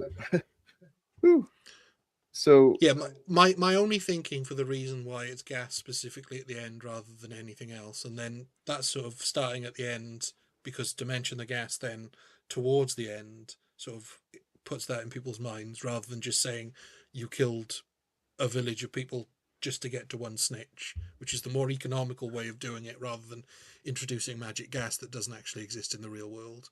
Only to bring the gas back at the end it would be cheaper than him having a bomb. So this review, it's kind of a long review is why I didn't commit to reading it, but it does seem to share almost the exact same issues that we had. So you might be able to call that something like objective. So many questions. Let's start with how did a man get captured, black bagged, tied up, but not strip searched for any weapon or wire? I'm not a fan of ding plot hole criticism, as this film's problems are not that. But how does this situation occur? Did the mafia guys not check to see if the people they were killing for being rats, aka potentially working for police who like using telecommunication to spy on people. They're investigating like mob boss. Have a wire. There's a big problem with the final section, and it's with the edit. We cut from the bodies on the floor to a clock, and then pan to a large gas canister outside before cutting to black for a scenery shot and into the film. Is this the implication by the edit? Is that after a certain time, gas was released from the canister, and this is what killed Mafia Man? Jesus. I didn't notice that. Did you? I didn't notice that either. This is what the language of the edit is suggesting. Yeah, I mean, if that's what it shows, then that does kind of indicate that you don't put these three things together without some implied connection between them. But that's not what happened. Okay, so then, but are we also implying that the gas mechanism was timed, hence the clock and the line in all in good time, which is the hostage's last words? That implies time is a pretty important factor in the hostages playing with the gas, not just an on-death trigger effect. But if it was timed, then the entire film requires so much coincidence that it's not funny. Yeah. So it couldn't. There's no way it could have been timed, because there's no way that Jason Fleming's character, Mr. Man, would have known exactly how long he had. So it couldn't have been timed unless he had read the script before, like Spaceballs. So all these circles I'm making now is to show how unfocused the script is. Yes, yes. This is a bit of a motif during this film. There's talk of how long animals live for. The characters say inevitable a few times. It's in the title and all the BTS video and the director's channel. A stagehand, whoever makes a joke where they say time a lot and then say, "Did I mention time enough?"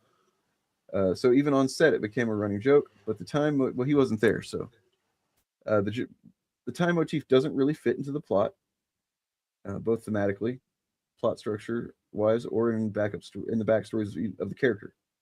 So the plot revolves around the mafia guy's dad dying, him taking up the lead, and okay, so that is a thing that I guess we learned. Maybe I'm too stupid. But yeah, okay, but fine. How is time involved? How is mentioning the lifespans of snakes, blah blah blah? Because he's Long Man. God damn it! Like, what? He's the Long Man. That's why. Yeah, I don't know what time had to do with it at all as a theme. It's so heavily pushed as a theme. Like you said about the sort of the drinking of the water. I mean, our earliest clocks were water clocks. The clock, the actual clock, the ticking, the gun noises. I create stuff all the time, and actually, yeah. So what you're saying here could apply to Mauler all prior to this, and then this is big debut. So every single video that Mauler has made on his channel before this film came out is completely worthless. Absolute dogshit worthless, and should not be regarded at all. And also, Mauler is not black, I don't think. No. Is it? What are you saying? Because we criticized a black guy, we're ists? Do you understand anything about anything ever, or should I just ban you? I think I'll just ban you. It's ban him, because there was no other black guy. I don't know what color you are or aren't or whatever. It doesn't have anything to do with it, but you kind of suck. So yeah, not a very good troll. Does he think a theme is just maybe this is him growing and saying, you know what, themes do matter. This theme is about time. I'm going to mention time a lot. I'm going to have a clock. There's going to be time. He's going to talk about inevitability and time. It's going to be great. Maybe this is 5D chess, and he's made something completely incomprehensible with a shit ending to point out that all films are in fact incomprehensible with shit endings. Oh, so like maybe this is Mauler's attempt to undermine the very medium of film, with just by saying, look, does anything mean anything? You know what I mean? Like essentially he's the syndrome of movie criticism. If everything is shit, then nothing is shit. Right. So everything. That sounds pretty kind of subjective, or even postmodernist, actually. Yeah, film is poorly written. Most of the glaring problem has nothing as nothing happens in this film. Yes, two guys are sitting and they both die, but there are three story beats over the 15 minutes with just a bunch of exposition in the middle. How does Mauler drinkers sell the film? Well, they don't because they already got paid for it. They were paid to make this. And I'm willing to bet. Didn't they get like a few $100,000 for this one or something like that? Or was this? No, this was like a bonus that got triggered whenever they hit a certain milestone.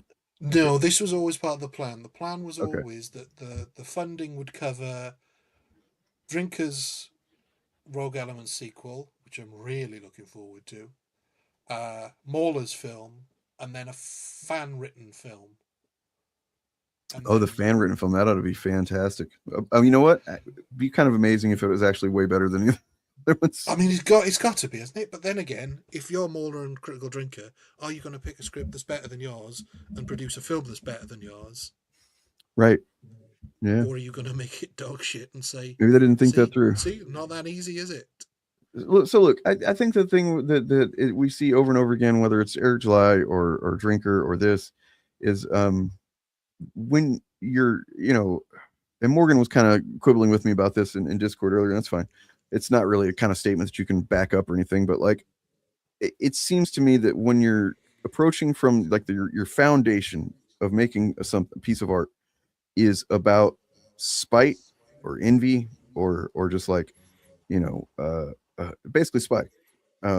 Which I think it's pretty clear that all three of these examples they start from, even if this wasn't made directly out of spite, that's what that's kind of the whole point, right? Like they shit on things, and then now finally here's opportunity to say, here's what I'm going to show you what it's really what a good movie is or whatever, good dialogue, and it's not good.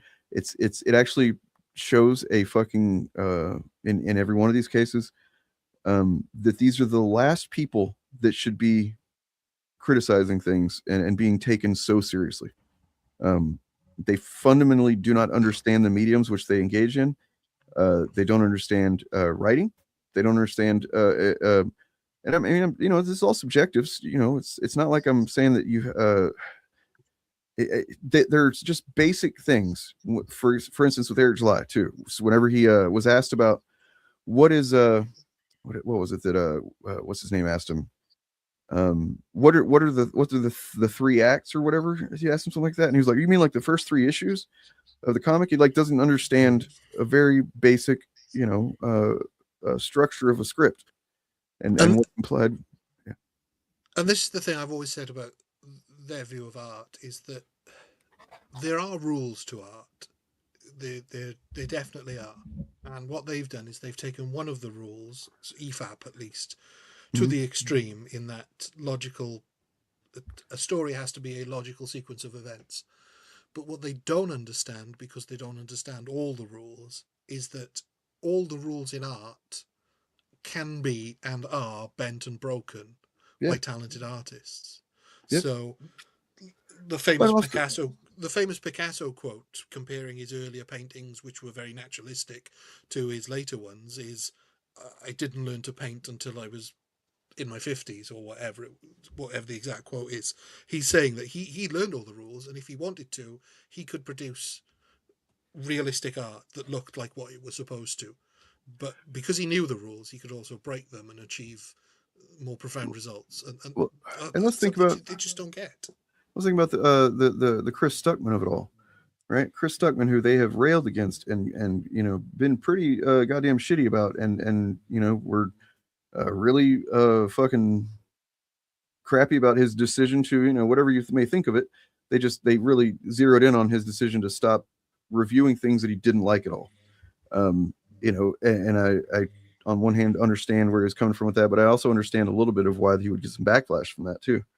Nonetheless, it's, from what I understand, I haven't seen his movie, but it at least is a coherent story. And there's some decent acting in it, and stuff like that. The main thing that I think I remember when it came out that I saw as criticism was that it's just pretty derivative in some couple of different ways. But I did also see that as far as just on a basic filmmaking level, it goes from being a kind of found footage at one point into traditional kind of horror movie, and it does that very well in like a pretty kind of seamless kind of way. If that's the case, like I said, I haven't seen it, then that's cool.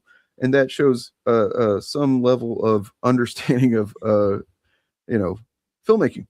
And this just doesn't. I mean, of course, he didn't make this film; he wrote it. But if he was such a, I will say that the performers didn't do terribly or anything.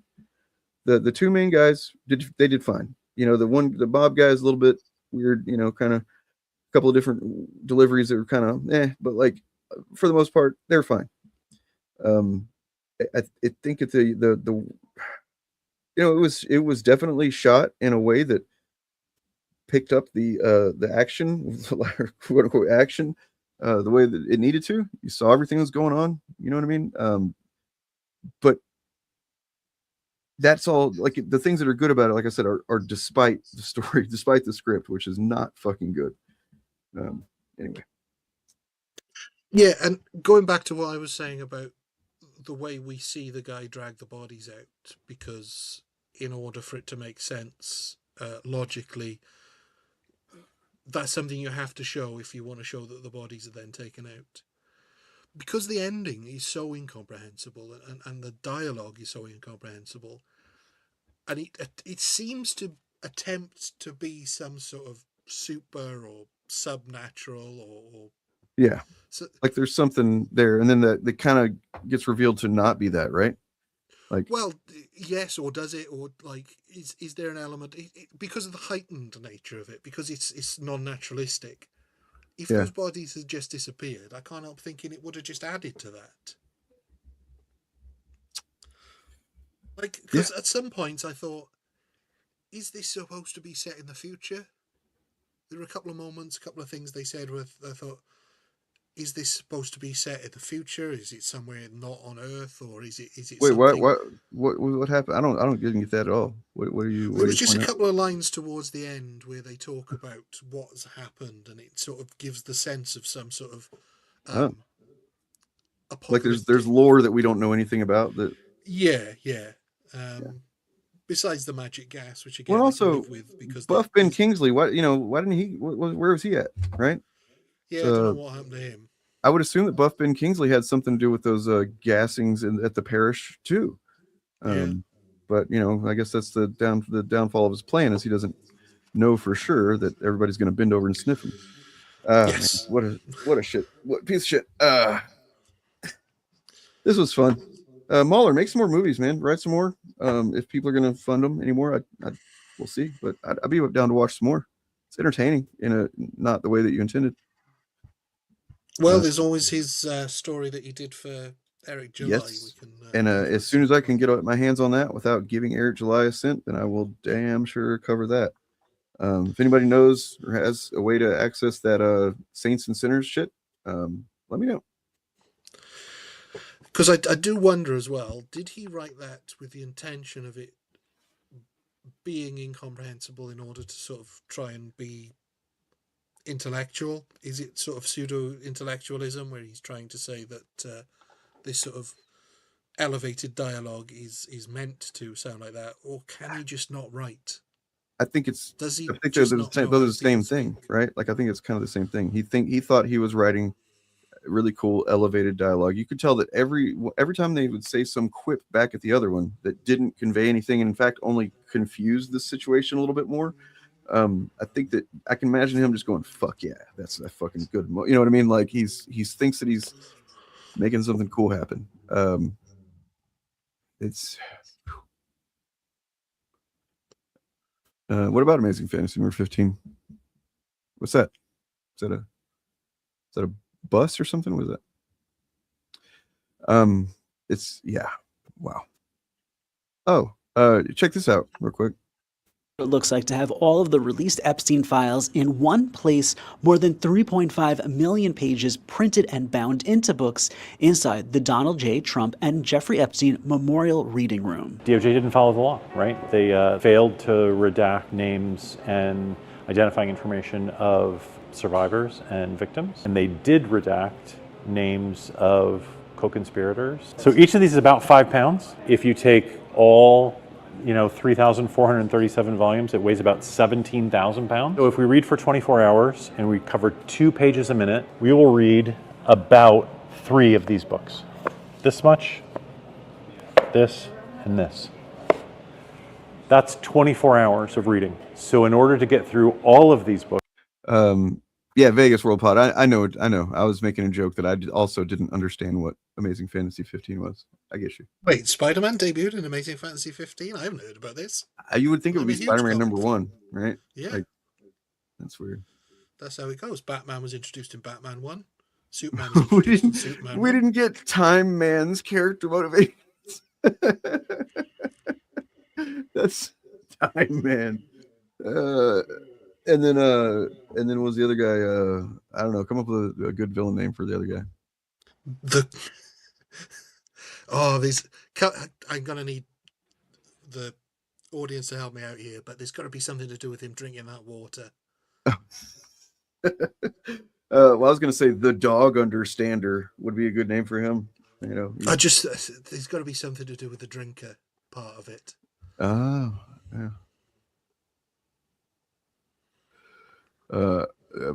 Boss Agua, you know. we would need to read for more than a year. What we wanted to do in the middle of all of this evidence of crime. Clearly, just Waterman. Maybe Time Guy and Waterman, the new superhero team coming to our screens. Time Guy Clock and King Waterman. versus the Drinker. That sounds a little bit too cool, actually. Yeah. Waterman, Waterman versus Time Man. That's where it's at. Provide a way for us to think about and center the victims. We have 1,400 points of light, one to represent each one of the victims and survivors. We put together these 3 times. You know, it's just worth mentioning because, first of all, the fucking very impressive feat that this guy has put together with this, but also we just we don't need to forget about the whole Epstein thing. That's definitely what certain folks want. So that clip I was showing at the beginning of the stream, that was Peter Thiel talking to Joe Rogan and stuff. That was from a while back, obviously from before anything was released. But I think it's notable how Peter Thiel's like, there's not really anything going on with the sex stuff. That's kind of overdone. Talked about, there's not really anything there. So it's like, but we know that that's not true. And then it makes you wonder, well, what is Peter Thiel hiding by trying to hide with that? Yeah, those 1,400 people were not sexually assaulted by no one. He is notably known partially for he was closeted and then outed against his will by Gawker back in the day, which is why he did crusade against them.